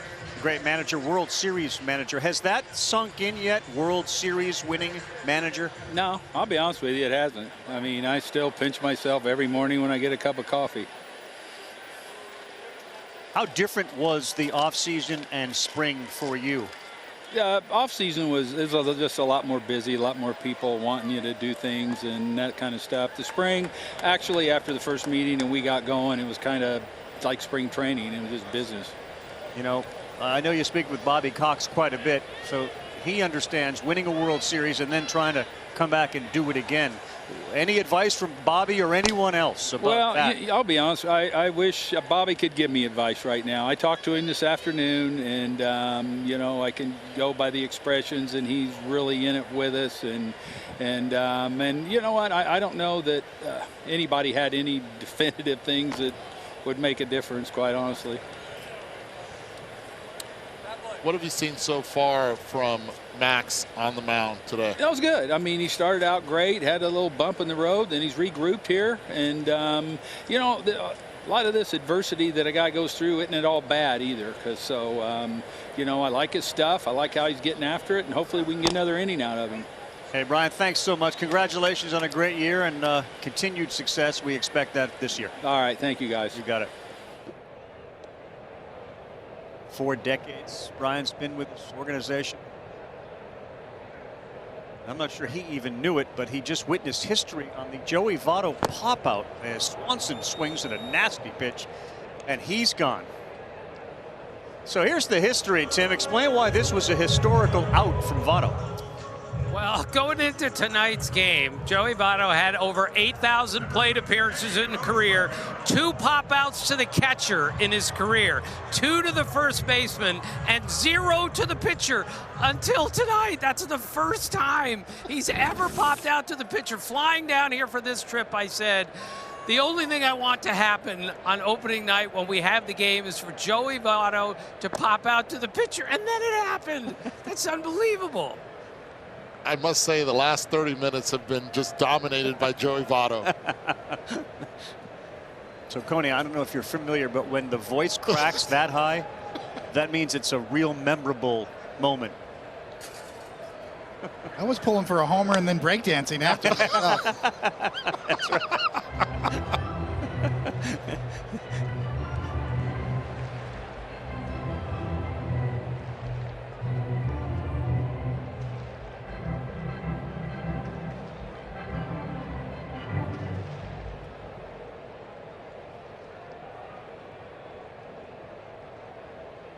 Eddie Rosario, we're in the 5th, and that one is laced. But on a line and backing up is Aquino, and he's there to make the play. So Rosario 0 for 2 with a walk tonight, near a 2 down. 96.2 miles per hour off the bat. Launch angle of 25 degrees, just not enough for Rosario. And the new first baseman for the Braves will be here for the next 8 years. Is that guy Matt Olson.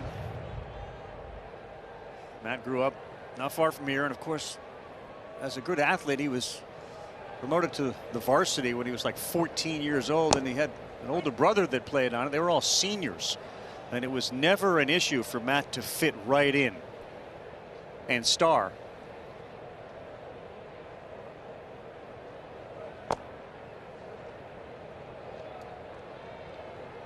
I guess if you think about it, like on the list of guys to replace Freddie Freeman, if he's number one, like who else would have been able to fill those shoes so easily? That one is a shot, and India is there to make the catch. Votto, did he hold the bag with that foot? He did. A little breakdance move right there for you, Coney. Very nice. Joey Votto's owned the hour, making history, wearing a microphone in the middle of a game, popping out to a pitcher and holding the bag.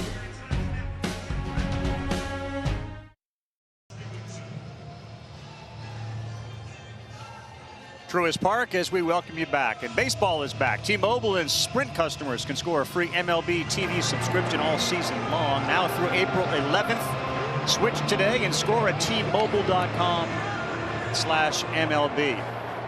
First trip to Truist Park? You been here before? Yeah, this is my first trip. Well, we're up here high. This is really high up here.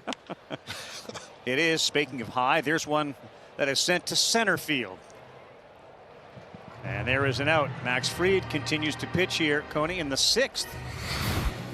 Well, he's made adjustments along the way. As Snicker said, he came out smoking early. I mean, really firing his fastball, upper 90s at times.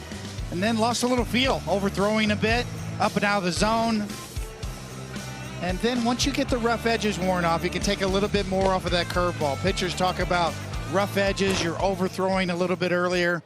A little less velocity lets that curveball really work for him and get some drop on it. Gets the call, inside strike. To Nick Senzel, singled his first time up, 6-4-3 double play. And quickly ahead, 0-2. Last 2 pitches he threw.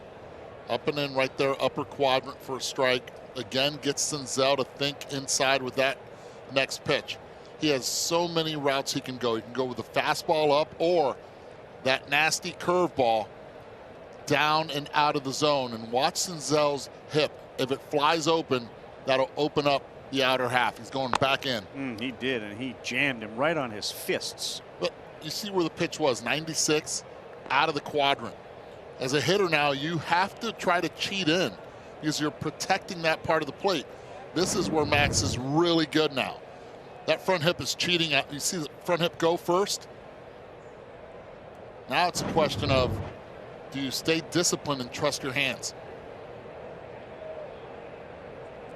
So while d'Arnaud is putting signs down, the Braves have not embraced the technology yet like the Reds. Manager believes at some point probably going to have to hop on board. But that's why d'Arnaud is using the old-fashioned signs. I laugh because you say the old-fashioned signs, which is what, like maybe an hour ago. On the ground to Swanson.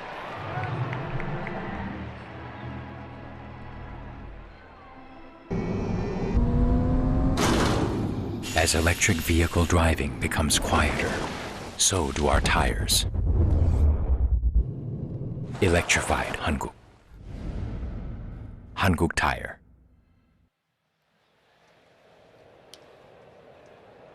He's retired 6 straight.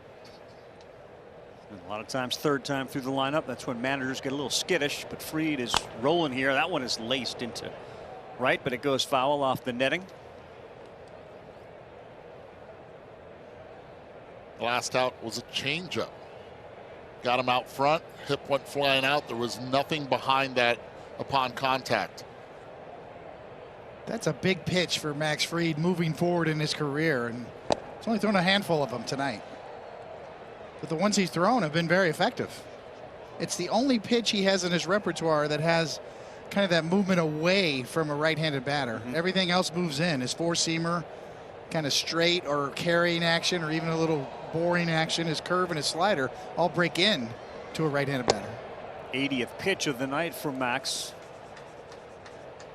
Slider at about 80 miles an hour, and that missed. I believe, right? 80 pitches stretched out. This is the last inning for Max Fried. These are the type of lefties that, and I made my living against left-handed pitching, that I did not like to face. Because the fastball hard in, you get to cheat. I know exactly the feeling that you have. Okay, I want to look in, and then he can throw that curveball, and I could never really barrel up a curveball, so I stopped swinging at him. Because most of them were designed to be thrown as a ball out of the zone. 1-2 out of the way to Moustakas, who's already struck out once. This one on the ground. Swanson off his glove, and it trickles into right field. Mike Moustakas is on board. That'll be a hit with 2 down. I guarantee you, Moose, while he was running to first base, was talking to that ball. Come on, get through, get through. Dansby could not handle it.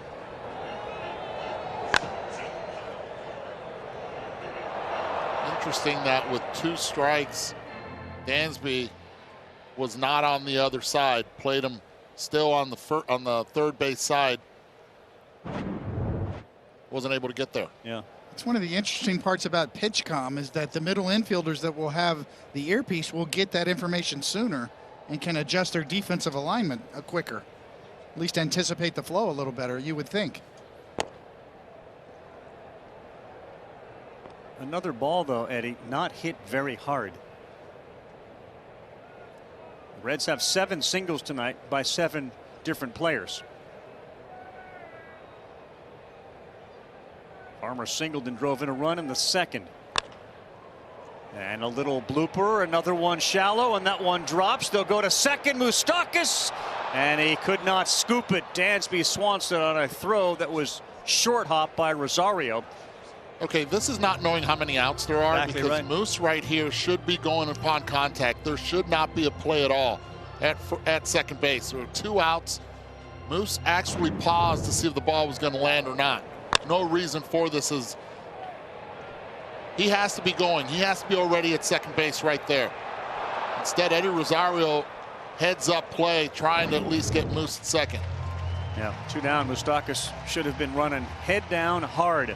Max Fried's night is over after 84 pitches. Bullpen has been activated for the Braves. 3-1, 2 on in the 6th. The old pitcher Max Fried is out 5 2/3. The 8 hits, 3 runs, all earned. You know that look, Tony? Yeah, he's replaying and processing the outing. Obviously, he wanted to get through the 6th inning there. Disappointed in that, but still probably thinking about back to the 3rd inning when he gave up a couple of runs, and then the 2nd inning when he gave up the 1 run. With a hit batter. This is Colin McHugh. He, along with Matt Olson, came over right around the same time. McHugh actually moved to Lilburn, Georgia, or Lilburn, Georgia, I should say, when he was 6 years old. He grew up an enormous Braves fan. So this is full circle for him, because, as he said, the Braves were really good when I was growing up. And he's been really good. And Brian Snitker said, I expect Colin McHugh to be a huge part of what we do here. We had a lot of success coming and being in the bullpen last season. Little different scenario with not this situation right here. The Braves would have the Reds pinch hit if the pitcher were up in the 9-hole. Not anymore with the DH. Nope. Drury looks at that. That's a little high. 2 balls and a strike. McHugh tells the story. He's sitting in his living room watching Sid Bream round third. Slides in safe. My mom freaks out, he said. Throws her hands up in the air. Smokes my dad right in the face. I was like, I think she just broke his nose. It was pandemonium. Now he's playing for the team he rooted for growing up. 2-2. Well, one thing McHugh has always been able to do is spin a baseball. Excellent spin on all of his breaking pitches. Well, it was the Houston Astros that actually discovered him after him being with the Colorado Rockies, and they felt that the spin rate would work well in Houston, and boy, did it.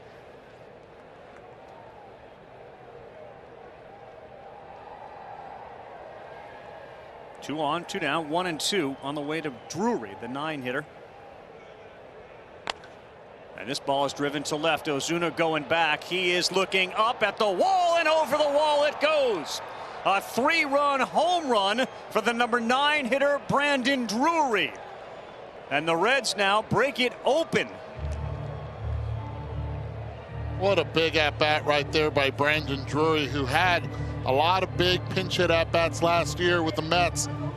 This time here, gets a hanging breaking ball and gets it out in front and barrels it.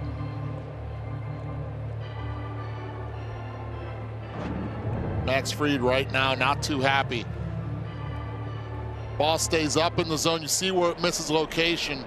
Give a lot of credit to Drury. Does not cut off his swing at all. Stays back, sees it, puts that foot down and launches.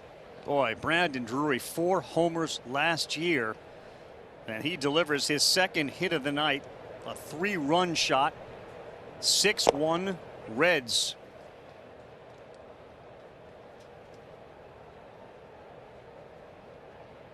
And the crowd here at Truist Park has gone silent.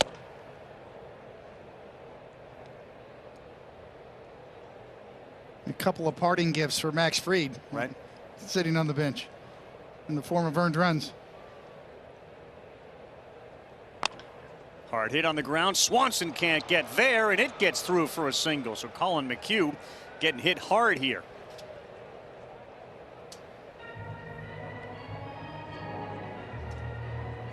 .97 off the bat.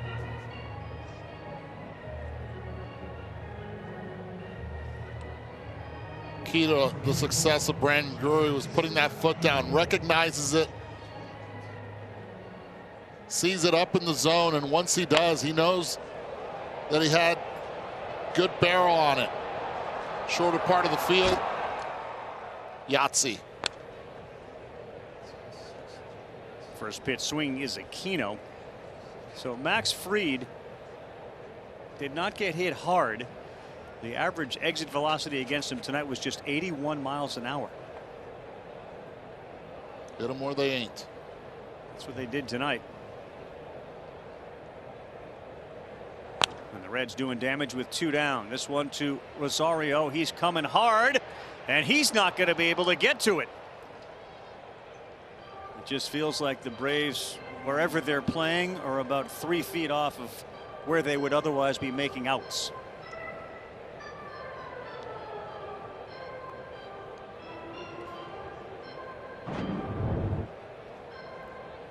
Even foul balls are landing.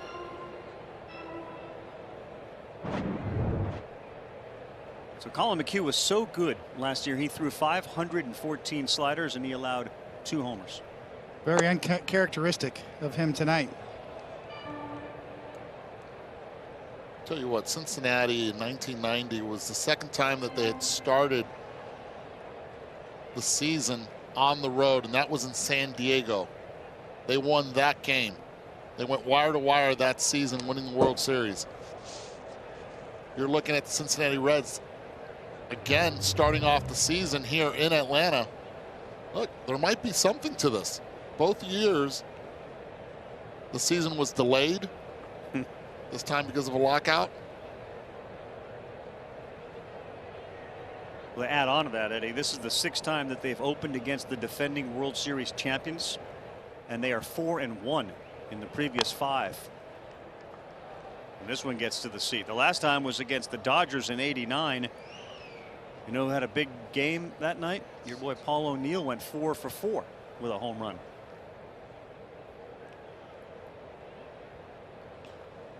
Ollie, I will say this. The Warrior. Right now, this stadium is quieter than Augusta. It's pretty quiet. The Cincinnati Reds have been able to do that. 1-2, and India was on the move. Yeah, 3-run homers do that as well.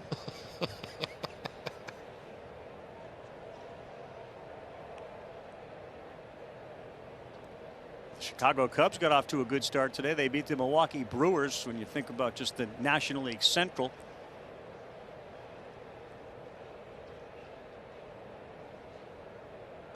off speed, and Aquino is gone. But not before a lot of damage is done. Brandon Drury got into one. Over the wall in left field off newly acquired Colin McHugh. It's the Cincinnati Reds 6, the Atlanta Braves 1.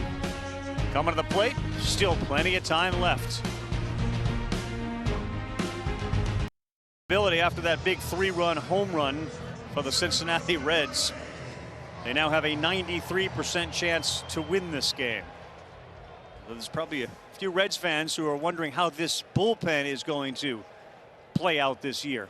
It was a concern, still remains a concern coming off spring. Got a chance to protect it tonight, up 5. Austin Riley leads things off, and Sessa, the former Yankee, throws a strike in there at 94 miles an hour.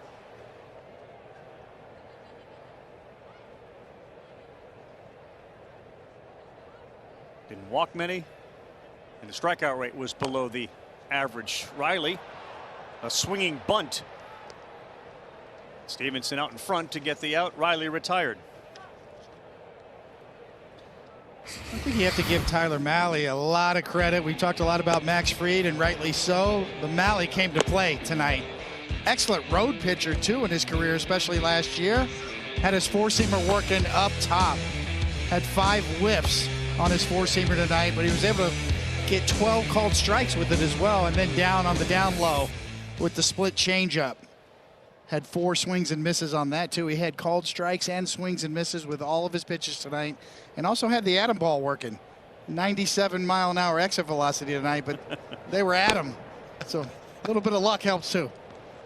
Love that. 84 pitches in the game for Mahle. The Reds now face Marcell Ozuna. 0 for 2 tonight.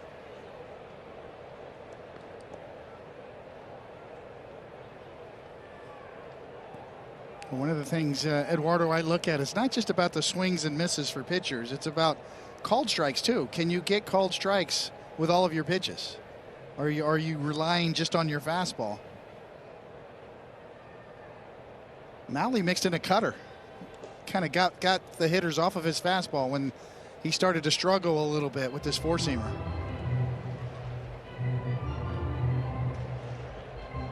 Max Fried as well on the other side. Got called strikes with all of his pitches. His slider, his curveball. And when he got in trouble in that 3rd inning, it's because he started missing up with the fastball, but then he was able to regroup again. Well, the hit batter of Stevenson felt big in the second. That gave them a run. And that was the inning he did get a little wild. He went to that off-speed stuff, too. Like a bit of adjustment after the 3rd. The 4th was decent. I think if you talk to both managers tonight, they would be pretty happy with their starting pitchers being able to get into the 6th inning or give them 5 solid plus innings. You're always hoping your number 1 can give you 7. Take a little pressure off that bullpen. But that 3-week spring training is working big time here right now in this ballpark. What kind of spring training guy were you, Coney? Did you get tired of it after a while? You know, spring training really is for the pitchers to get stretched out. You want to get to 100 pitches, and they just were not allowed to do that this spring, right, for obvious reasons. 3-2 to Ozuna. He bounces another one, and that's ball 4. So headed to first will be Marcell Ozuna. Coverage of our first major. It will continue tomorrow at 3 Eastern, noon Pacific on ESPN and the app. Second round from Augusta. ESPN Plus, outstanding all day. Will continue featured whole and featured group coverage the next 3 rounds. SportsCenter's dedicated coverage continues through Sunday. You want to get ESPN Plus, go to espnplus.com or download the ESPN app. Sungjae Im, the leader after round 1. 5 under. Cameron Smith 4 under. Dustin Johnson, Danny Willett, Joaquin Neiman, who played with Tiger Woods, amongst the leaders. Tiger played very well today. 1 under on his round. You'll be able to see him tomorrow in the afternoon during our coverage, which is on basically all day. And Matt Berry, Sage Steele, Andy North, and of course Scott Van Pelt and the entire ESPN crew doing a terrific job. Great to watch, looked great, sounded great, and the golf was terrific. Winds are supposed to be howling tomorrow. Best thing I saw today. So good, isn't it? Scott Van Pelt. Tremendous. Can't wait to hear what he says about that. Yeah. Not the 1-1. That's outside to Ozzie. So far, Sesa is actually doing what you had said earlier, where he has not been able to land the breaking pitch at all. He's been really good control with the fastball, even though he just threw a ball right there. The sliders have all been out of the strike zone. Started Marcell Ozuna 0-2, lost him and walked him. Ozzie rolls one. Votto will go to second, and the throw back. Safe. Close play. Not an easy turn for Farmer, the shortstop, who's coming from the shift side. But boy, that was a lot closer than I thought it was going to be, given Albies' speed. Yeah. India was looking in the dugout as if to, hey, let's take a look at that. Votto did not protest. He didn't protest, but when we came out here early today and the Cincinnati Reds were out with early hitting, it was Joey Votto that was out here early, taking actually not hitting, but defense, working on it. Takes a lot of pride in it. I saw it safe.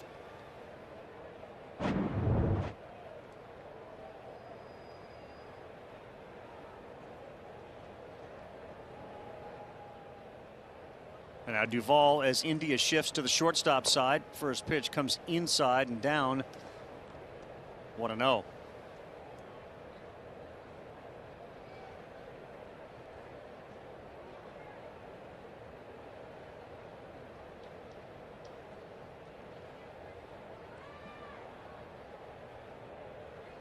It's a little cooler tonight, and the ball has not carried for the Braves. We've seen two balls end up on the warning track.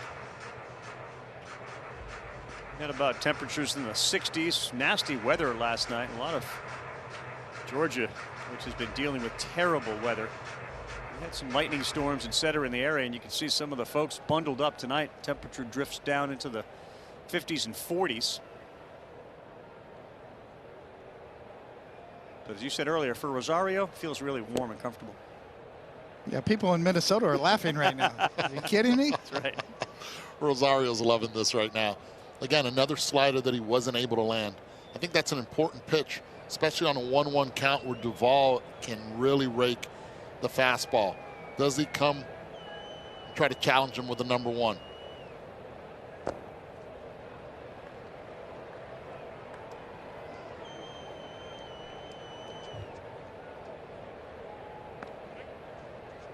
The bullpen that has, there you go, it is chill. It's not the Skyline chili that's famous, of course, in Cincinnati, but it's chill. There we go.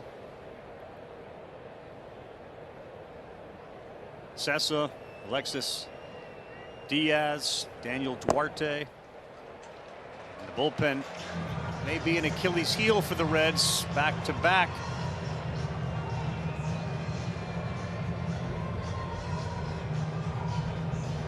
First and second.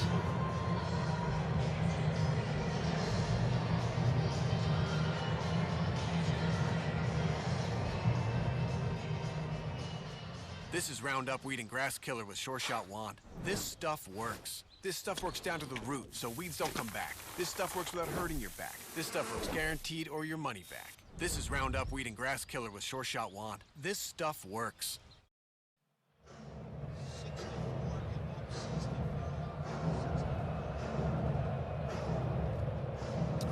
Yeah, the Reds had the 27th worst bullpen ERA last year, but they had a weird year. They won 83 games without a double-digit save guy. So they're the first team since 1987 to win at least 80 games without at least 10 saves from somebody. And this year, they're going to have to mix and match in that bullpen. Lucas Sims, some other guys are hurt, so they're going to have to find some answers in that bullpen as they move forward. No doubt. Here's Travis d'Arnaud, and a big chance now with 2 on. And he rolls one to short. Good play, staying down on it was Kyle Farmer. They get the force out at second. The Braves will strand 2. We're going to the 7th inning. After that quick conversation, Sessa gets out of it.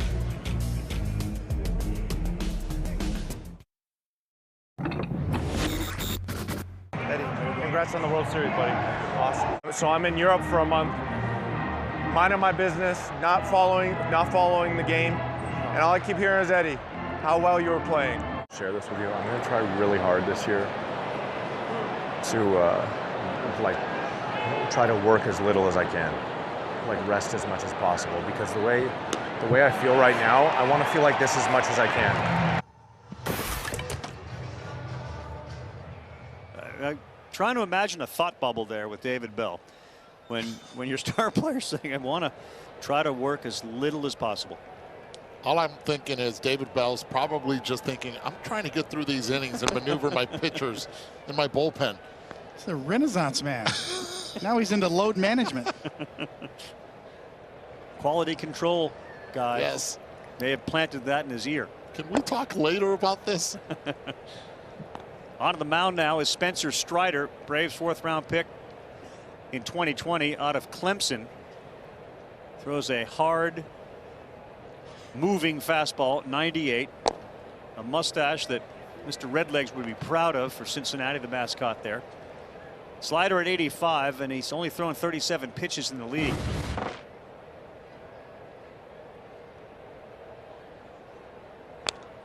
There's some of that heat right there at 100 miles an hour. We used to get really excited for 100 miles an hour, right? Now it's like, okay, another one. Yeah. See if we can go 101 now. We're starting to see 102, 103 at the college level. Yeah, Ben Joyce from Tennessee. That's right. Feels like half the Tennessee team can throw at 100. Strider, 99, punch out of Tommy Pham. Well, you can throw that in that location right there. That plays.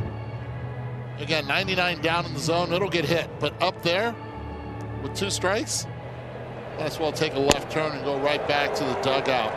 That was loud. Look at that face. And those are the things that knocked David Ortiz out of the game. He used to say, everybody comes out of the pen. They all throw 99. There's a good look from Tommy Pham about it. And here's Votto.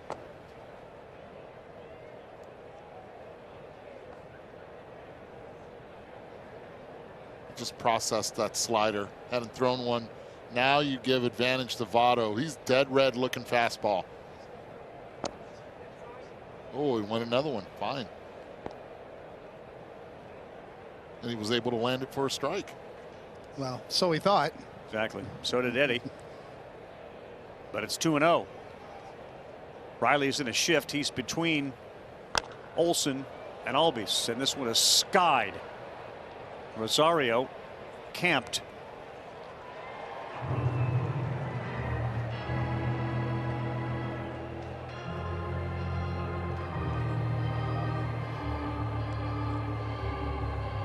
Well, about 10:20 East Coast time, 7:20 out west.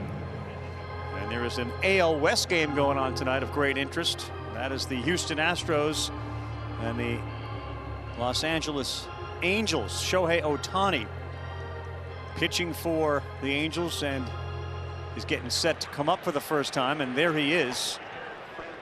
So we're going to take a look at that game with Framber Valdez on the mound as Strider throws to Stevenson and misses away.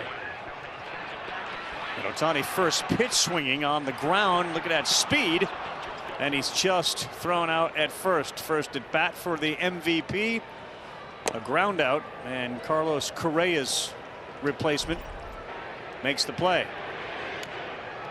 Yeah, top prospect there, and Pena coming in, known for his glove, gets tested right away with Ohtani speed. It was impressive, quick release. They're high on him.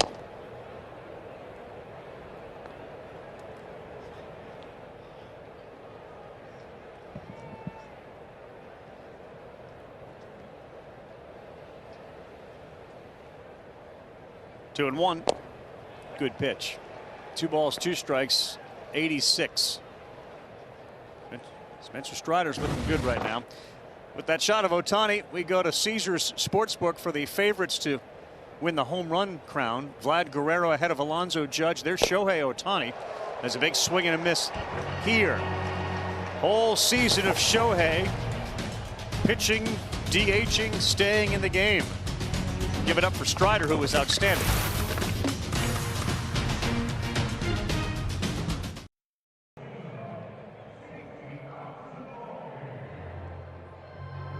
Can I deconstruct this? Oh, yeah. Yeah. It's $150? Yes. 151. 6-1, and we are just happy to have baseball back. We're happy about our action-packed April. ABC Saturday NHL matinee, Ovechkin and the Caps. They take on Sidney Kitt and the Penguins. Saturday night, UFC 273. 2 title fights in our first Sunday night baseball matchup of the season. Series finale between the Red Sox and the Yankees. Yeah, you get a little bit of everything for you this month. So we're up here in the booth. We're trying to do some of those dance moves, and Eduardo has been presented with a massive, expensive burger. Available in Atlanta this year. We've moved peanuts and cotton candy and Cracker Jacks to the side. You can have that Wagyu beef patty, which has some pan-fried eggs on it, gold leaf-wrapped foie gras. Right here. There's some water lobster tail in there, an heirloom tomato, Tillamook cheddar cheese, and truffle aioli on a toasted buttered bun served with Parmesan waffle fries for the price of... How much is this going to run me? $151. Yes. Now you get a ring, a World Series ring, not an authentic ring, but for $25,000 you can buy a ring, like an authentic World Series. For 25 grand. Yes, and you get the burger. And the burger. Yeah. Now, do I get the burger all year? I don't think this is going away. This is this season. That's a World Series championship burger.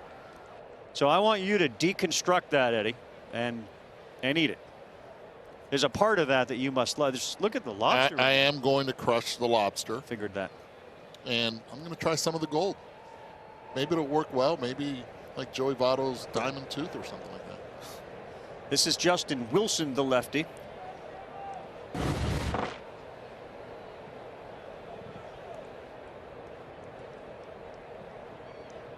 And his numbers, Heredia is pinch hitting for the Atlanta Braves.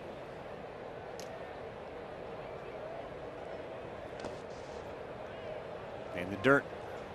I think Coney is realizing that I can eat. I can crush food, Coney. They didn't give us the fries, though. Where's the waffle fries? He's looking for the waffle fries. It might be somewhere inside this burger.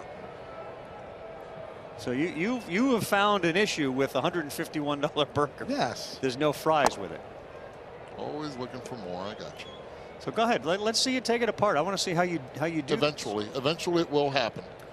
So we go to the Little League World Series, and they have Chick-fil-A sandwiches, and David Ross would bury 7 a game. I mean, he just went at it. I mean, you have to attack this with a fork. A burger with a fork. Heredia strikes out. Wilson 1 down, bottom 7.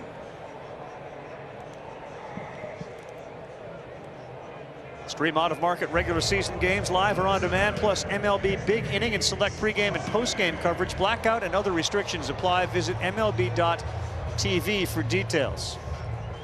Eddie, look, he's burying that ice cream. Why don't you just get in there? What are we waiting for? Looking for the knife. There is none. This could be ugly. We hope. First pitch swinging from Swanson. Coney's worried this thing's going to just blow up on him. I don't know how to attack this, Coney. Take it apart. Exactly. Yes, just take it just apart. Take it apart? Just all right, here we go. Crush it. All right, we got the egg. 2 eggs per day, per my diet. So no egg for me right now. Here's a salad. Wait a minute. You just said per my diet, and you're about to dive into that? Well, my wife's probably watching. And gold-leafed foie gras. Okay, that'll stay right there. Ay, papa. Langostita. Dansby just foul. I really need a knife. I really do. Here you go. It's been handed to me. Oh. Heads, feet, helping you out. There we go. I'm going to try this. And oh, by the way, there's some gold still on the lobster. Yes, I'm all in on this. Now we can get a word in edgewise. First time tonight. I love it. I love it. You realize that we're going to do this all year, right?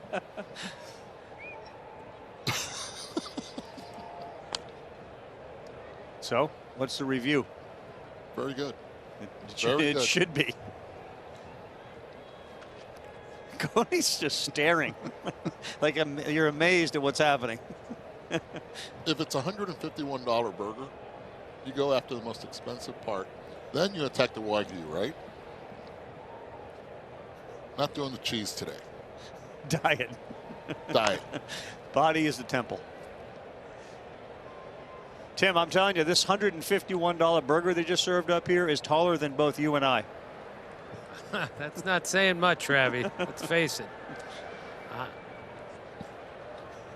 Chaser. I like how he balances that.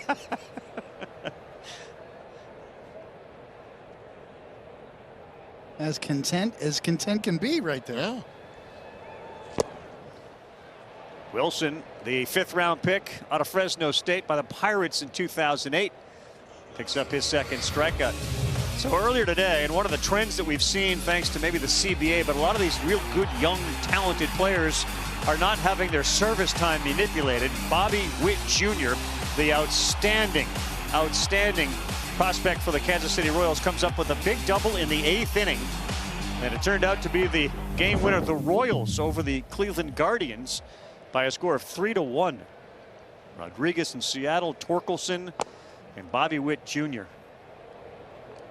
It's been like the biggest story the last few years, hasn't it? The influx of really great young talent. Yes, and more on the way, as you just mentioned. Yeah. I mean, the ones that are already in the game, you know, from Juan Soto and Ronald Acuna Jr. But now, coming, I mean, when you think about it, Bobby Witt Jr. is going to make a real difference. And the best part is, right from the get-go, buy an opening day ticket. You have hope. Wow, let's go watch these young stars. Right. You know, Detroit was going to take Riley Green, too, with them. He had an unfortunate injury. Yep. Along with Spencer Torkelson. Speaking of Green, how about Hunter Green, who's scheduled to go Sunday for the Cincinnati Reds? You talk about 100 miles an hour. See some of that from the starter. And he short arms it too. So it's not just the velo, it's how quick he can get it there with great extension.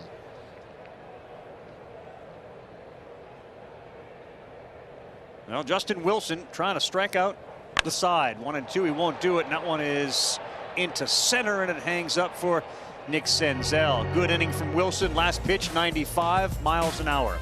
Head into the 8th inning. All Reds on the road in Atlanta.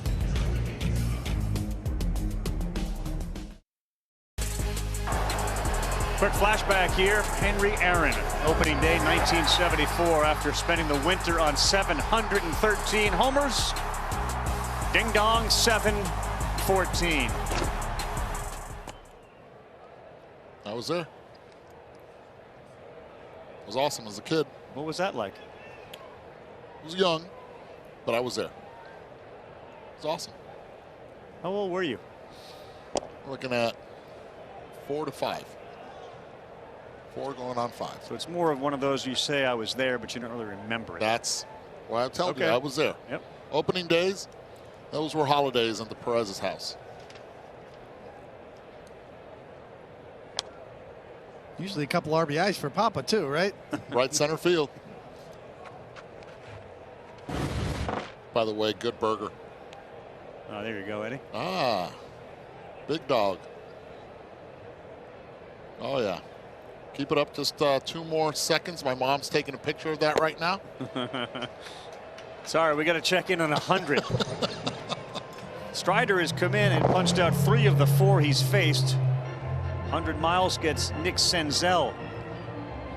So were you and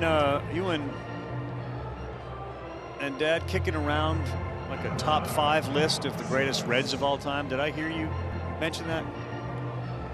We have. I had to ask because Tim is also here. Listen, we've had this conversation, and My dad and I concur, and I even asked Rick Stowe in the Reds dugout today earlier, and I said, give me your top 5. I want to know. And it actually played with what my dad and I thought, but Tim has a different top 5, and I think it's really interesting, and I think at home you can have this discussion. At the top, my dad says Frank Robinson. He says number 1. Johnny Bench, Pete Rose, and Joe Morgan in no particular order. Yep. Or 4 out of 5, and then my dad turned around, looked at me, and said, and me. And me. And I said, and you're right. And Tim has a different top 5. Tim? Okay, I have a very similar list to Eduardo, but I have Johnny Bench number 1.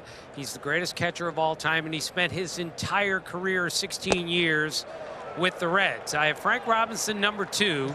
He's the 3rd greatest right fielder ever, but he only played 10 years with the Reds, but he's the best player ever to play for the Reds. I have Joe Morgan 3rd greatest second baseman of all time for me, and as Jim Palmer once said, the Reds didn't become the big red machine until Joe Morgan showed up. Then there's Pete Rose. If you just take his hits left-handed, he is the 24th all-time hit leader just using his left-handed hits. And 5th, and this is the impossible one, I put Joey Votto 5th for what we've talked about tonight, the 300, 400, 500, the 14th best on-base percentage of anyone in history. And I left Barry Larkin and Tony Perez off the list, and I can't even begin to tell you how painful that was. You know what's painful right now? Holy smokes. Is it being a hitter and seeing 100 at the letters, and then with a nasty slider at 86 to go along with it that he can throw for strikes. Spencer Strider is dealing. Good goodness. Strikes out the side, faces 6, and he has struck out 5. Average fastball velo. A hundo. Get off your Strider. Woo. Really? Matt Olson steps to the plate one more time in his first game in an Atlanta Braves uniform. You get used to seeing 28. No longer seeing number 5. 32 years old, 28 years old. That's a big factor. The last 3 years, the numbers are very similar, including the home runs, the OPS, the WAR is almost identical. So you take Olson's youth compared to Freeman, and it feels like the next 2 to 3 years are going to be a wash. I mean, we know how great Freddie Freeman is, and there's no indication there's going to be any slowdown. Throw him in that lineup, you're going to have to pitch to somebody, and Freddie Freeman certainly could be one. But Alex Anthopoulos came up here. He looked at all the computers that you have up here. You have Savant open and StatCast and all that stuff. So that's what the front offices are looking at, and then they have to project out. You know, at some point you got to look into the future. And I'll tell you, the projections on Matt Olson versus Freddie Freeman certainly give the advantage to Matt Olson. And it's fairly significant. Especially on the defensive side. Olson, a true gold glover. You know, not that Freddie Freeman, you know, wasn't adequate at first base, but Olson is elite on the defensive side of the ball. And you see how those numbers translate right there. And this is where baseball has gone, not only as far as salaries per players, but where they project and how they end up. And Matt Olson being at home here in a hitter-friendly ballpark compared to where he was in Oakland, those numbers could even be better than what the projections have them to be. Those projections and planning ahead brought to you by Voya Financial. 3-1 count, good count for Matt Olson. Dauri Moreta into the game, and he throws a pitch, and that one is fouled off into the seats. I mean, let's remember too, Olson, you know, he'd cover 50 yards in foul territory, which spoke to his ability to cover ground. That's all gone. You know, now he's got 12. He's loving that too. He loves that. He loves that porch in right field. And not only because of the defensive standpoint, but on the defensive end, but also on the offensive end, it plays great for him now being in Atlanta. He draws the walk on a 3-2 pitch, and the Braves get their leadoff man on here in the 8th inning. Hey, suit up this season at MLBshop.com. Check out the largest selection of authentic caps, t-shirts, collectibles, and more. Gear up with your favorite team at MLBshop.com.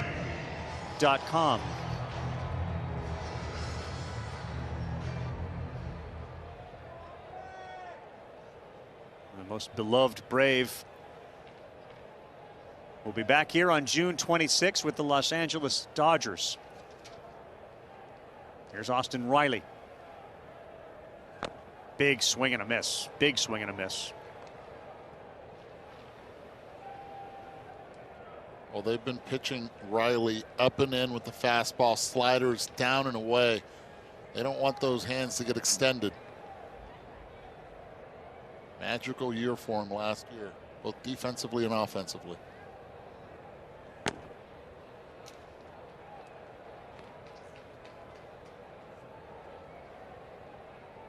So the Texas Rangers are going to Toronto. Canada has the vaccination rules which require everybody that enters the country to be vaccinated. Just read that the Rangers are now 100% vaccinated, so the entire team will go there and not have a problem. But every team that is going to travel to Toronto with unvaccinated players currently would be at a competitive disadvantage. But the first series, which begins tomorrow, not the case for the Rangers or any of their players.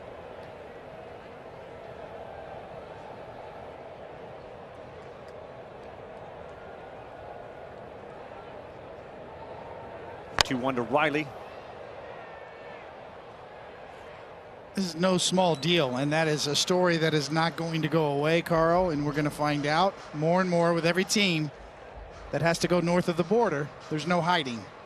You're going to know exactly who's vaccinated and who's not. Yeah. And for the American League East teams with still the unbalanced schedule this year, it's a significant factor. 2-2 that's high. So Riley played 160 games last year. Mike Brumley was the Braves minor league hitting instructor, and he was given a lot of credit by Riley for helping him realize his potential. He is no longer with the team. He didn't comply with the vaccination rules. He's been to see him a couple of times, but you wonder if there's going to be any impact at all not having him around. Sounding board, look at the swing, and clearly with all the technology that shouldn't be a huge problem. And that one is hammered to left, and Riley gives Brumley something to be proud about. Austin Riley's first of the year, and the lead has been cut in half. It's 6-3 on Riley's big blast to left. Talk about bringing those hands in. Maralta looking at the pitch. Exit velocity of 107.6 miles per hour. The distance 424 feet. No doubter for Riley, who last year led the Atlanta Braves in home runs. Gets the first one for them and gets this game now to a 3-run lead. Pitch right down the middle. He brings his hands beautifully in. Barrel through the zone. Head never moves.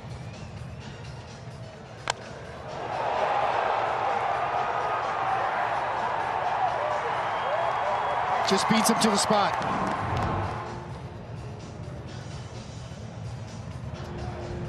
That's the power the Atlanta Braves have in this lineup, and it's a length and power. It's not just a couple guys. They can beat you with a long ball anywhere you want. Ozuna now coming up with no one on base. He also can express that. That's why this game is far from being over. Yep. David Bell knows it. Game one of the LCS last year against the Dodgers. It was Riley's home run to tie it at 2, and then the game-winning walk-off single, which scored Ozzy Albies. Retta will stay in the game.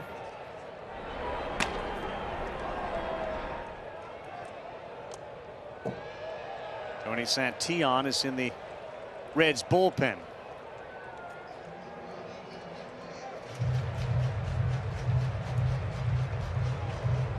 Ozuna signed a 4-year, $64 million contract back in February of 2021. 31 years old, 6'1", 225.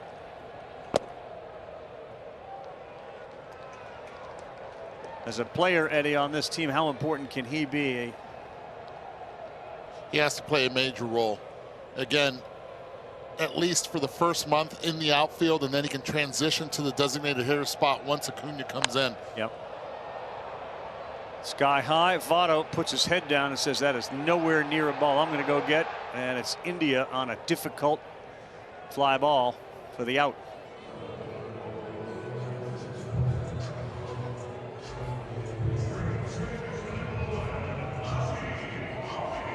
You want consistency. This is what Austin Riley's been able to do the last couple years. Again, quiet, foot lands softly out in front. That head does not move. And he's able to put and barrel baseballs and get that loft that he needed. Here's Ozzie Albies off of a terrific season.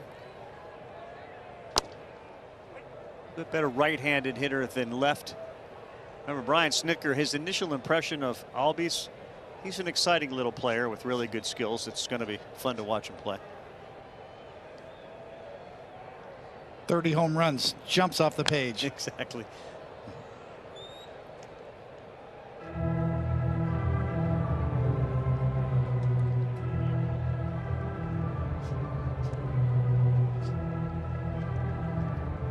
So after the 2019, this is right in Tim's wheelhouse.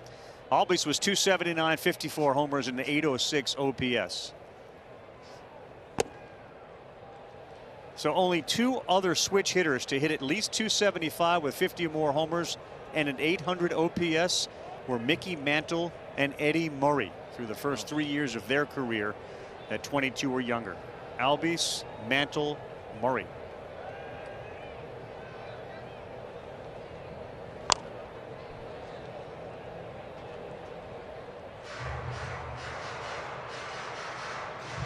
Natural communicator in the clubhouse as well. Leader, yeah. Just, you know, some players have the it factor. When Francisco Lindor was coming up with the Cleveland, then Indians, now Guardians, they raved about it. Ozzie Albies, same thing. Fooled there. Albies strikes out. 2 down in the 8th inning.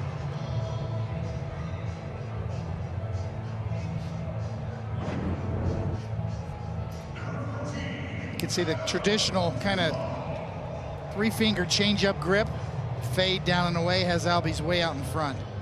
The key with any changeup is the sales job, the arm speed. Make it look like you're trying to throw a fastball. You got to sell it. And if hitters think that you're a con artist on the mound, you're doing a pretty good job of selling it. Because that means you took the hook. Took the bait, right? That's what Billy Martin used to say. Pitchers are born liars. So he was right. I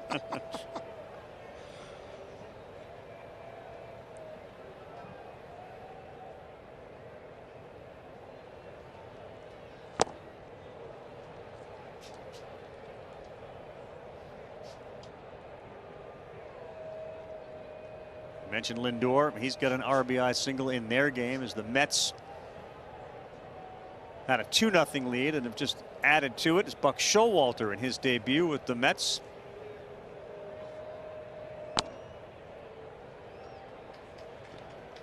You think about the Braves. Favorite for you in the National League East? Mets, Phillies, Braves, Marlins with their pitching?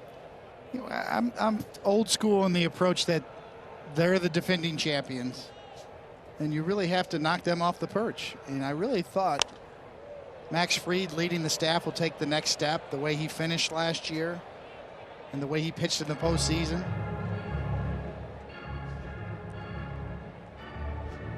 I think their bullpen, the way they pitched last year, adding Kenley Jansen to the back end of it.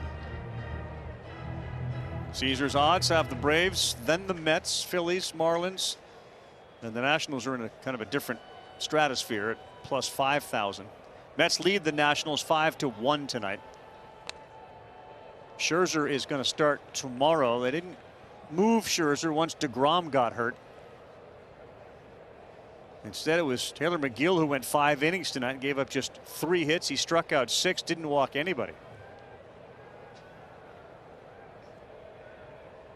You know, you love that segment by Van Pelt, best thing I saw today.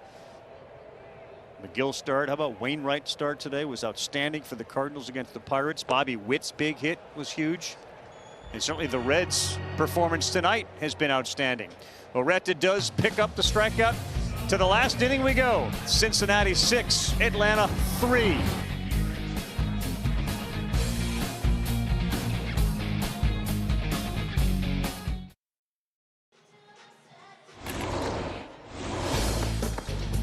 Take a look at Time to Shine. It's brought to you by Mother's Polish. You know, the big home run in this game off the bat of Brandon Drury, who bats ninth for the Cincinnati Reds.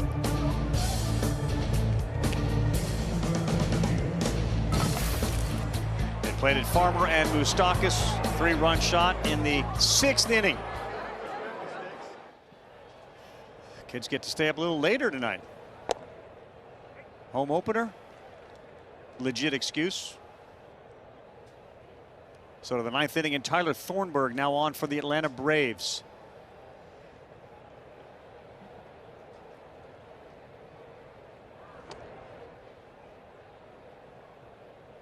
And Thornburg's got a tough act to follow, right? With Spencer Strider. My goodness. Yeah, it was just all out. 5 strikeouts, all around 100 miles an hour.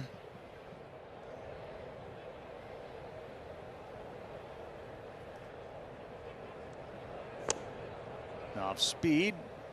Looks like he got a piece of the K zone, but not called a strike. Tyler Mahle started this thing for Cincinnati. He went 5 innings, 7 strikeouts, just the 1 run. It was unearned. Loretta gave up the home run and made it 6-3, which is where we are as we head to the last. Fried, McHugh, Strider, and now Thornburg. 2 innings for Strider, 5 punch-outs.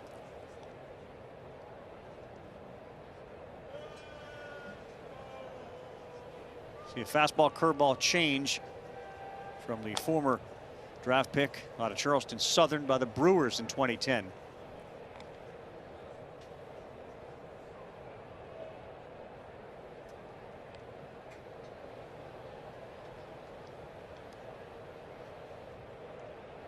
Well, it started like a house of fire here as they celebrated the World Series championship. They unveiled the pennant, which hangs on one of the light stanchions down in right field.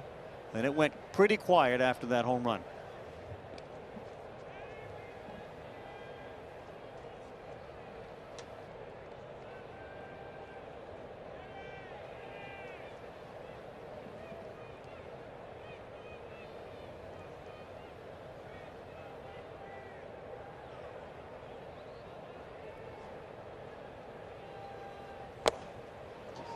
Uh, 2-2. Heater by him, strike 3. And that brings up Jonathan India.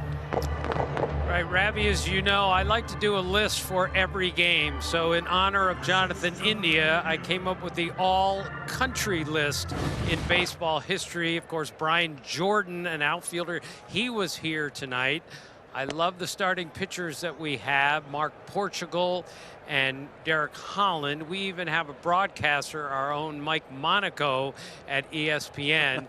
And with Jonathan India, I asked him about his unusual last name, and he said his entire life people have come up to him and said, "Are you actually from India?" And he has to say, "No, I'm not from India. I'm not even close to India. It's just my last name."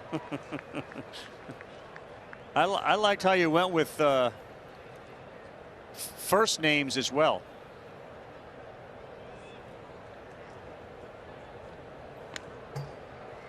Yeah, we did the SEC basketball, Tim. We had a director, Mike Ireland. So we had Ireland covered.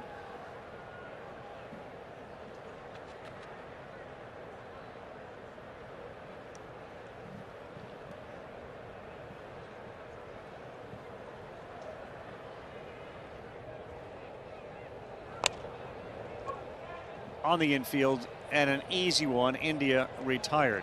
Predict who's going to dominate the 2022 season. You could win $100,000 worth of Bitcoin or cash with MLB Season Pick'em, presented by FTX. View rules and enter at MLB.com/season pick'em. I wonder if Tim did a list with your last name, would it be considered a food item like a cone, or would it be considered one of the cones you put in a road? Could go either way. See, absolutely. Depends how hungry they are. I'd probably go with the one on the road right now because I just ate. Just saying. You're full. It took so long for you to navigate how to attack that burger. But if you come to a game in Atlanta this year, you get $151 to spend on a burger. You can get it. I'm the old school fashion. First time I ever approached and attacked a burger with a fork and knife. I'm old school. Give me the hand. Let's go.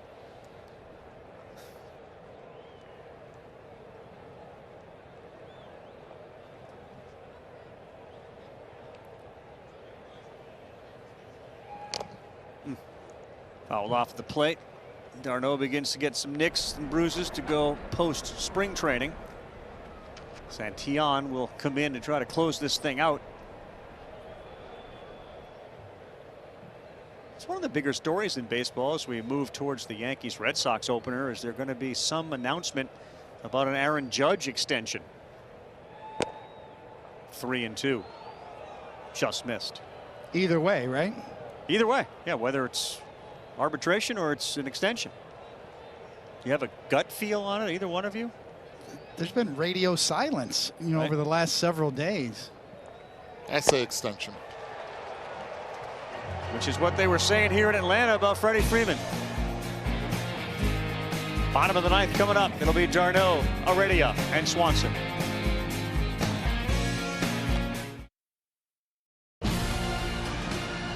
Looking forward to our Sunday night matchup. The Red Sox will throw Tanner Houck. The Yankees. Looks like Montgomery is going to pitch for them. They finish up their 3-game set at Yankee Stadium. Our coverage starts 6 Eastern, 3 Pacific on ESPN and the app with Baseball Tonight. Sunday night countdown. ESPN2 will have the K-Rod cast. Guests include the Rocket Roger Clemens, Julio Rodriguez, and a lot more. Monday afternoon, 3 Eastern, 2 Central on ESPN+. The Orioles, their home opener at Camden Yards against the Brewers. And that'll be the first game of their 3-game series. We're excited about baseball in both those cities that we'll see Sunday night, Boston and New York. Very excited about baseball in Toronto in the American League East, and of course Tampa Bay. 4 teams winning 90 games in that league again, that division. It's going to be interesting to watch. Boston with Trevor Story playing second base now.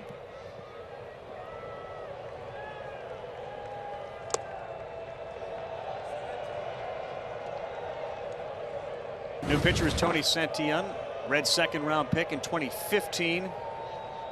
The guy that throws it around 96 miles an hour, an ERA of 2.91. Good strikeout rate. Turns out the Braves bullpen, Strider really was a significant part of that, but 7 of the last 9 outs were strikeouts against the Reds. In fact, the Braves struck out 13 tonight, 8 of them by the bullpen. And that's how you earn more time, right, Strider? Like, what I love what I saw. He was aggressive and he was able to throw strikes with his secondary pitches as well. It's a good way to get in that circle of trust, right, with your manager. Start earning some high leverage spots. 1-2 to Darno, and that one's going to go into the seats. Well, it's a fun, memorable night. I think for all of us doing this for the first time together, we get set to be together each and every Sunday. And we had Joey Votto wearing a microphone for 4 innings and talking with us wearing an IFB. Let's go back and listen to some of the things that Votto said during that time. I'm mic'd right now.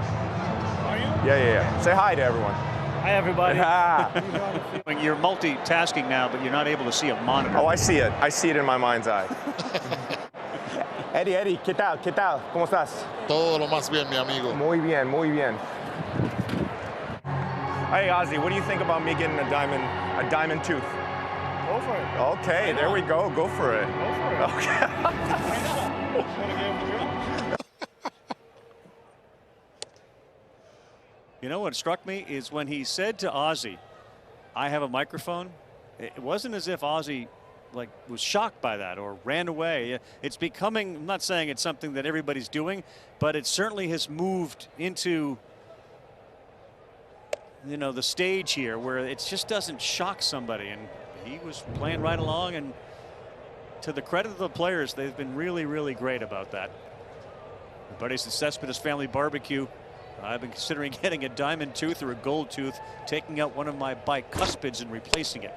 He wanted us to do a poll.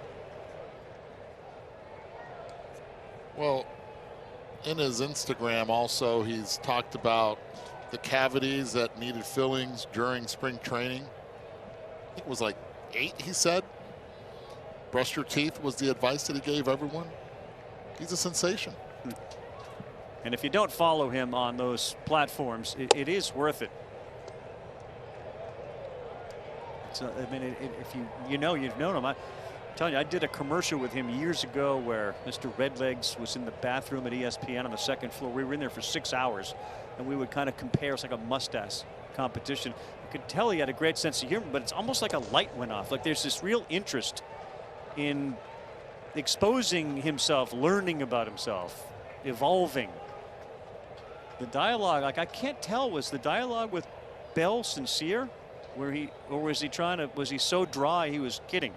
I really want to take it easy. I don't want to work hard. I want to save my body, which makes sense. I think it did. I think he was serious, yeah.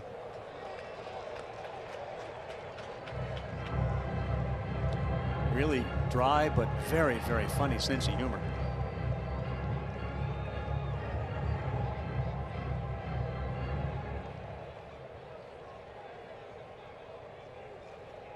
It's almost like he found a new gear.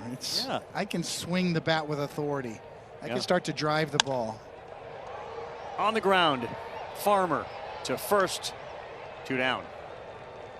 I think it's coming in really good. Yeah, totally. I'm gonna win this mustache contest. Maybe.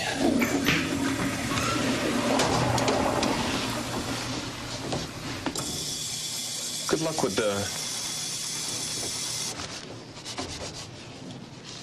You're going down this year. See you in 2 weeks, pal.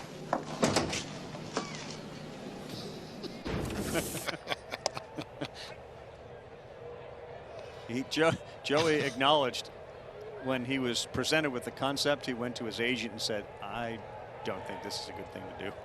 And his agent suggested it's something fun, and he said, I really enjoyed it. He remembered the day, I think for the good, because we worked together in a men's bathroom for 6 hours. Got to know each other really well. We did. Huh?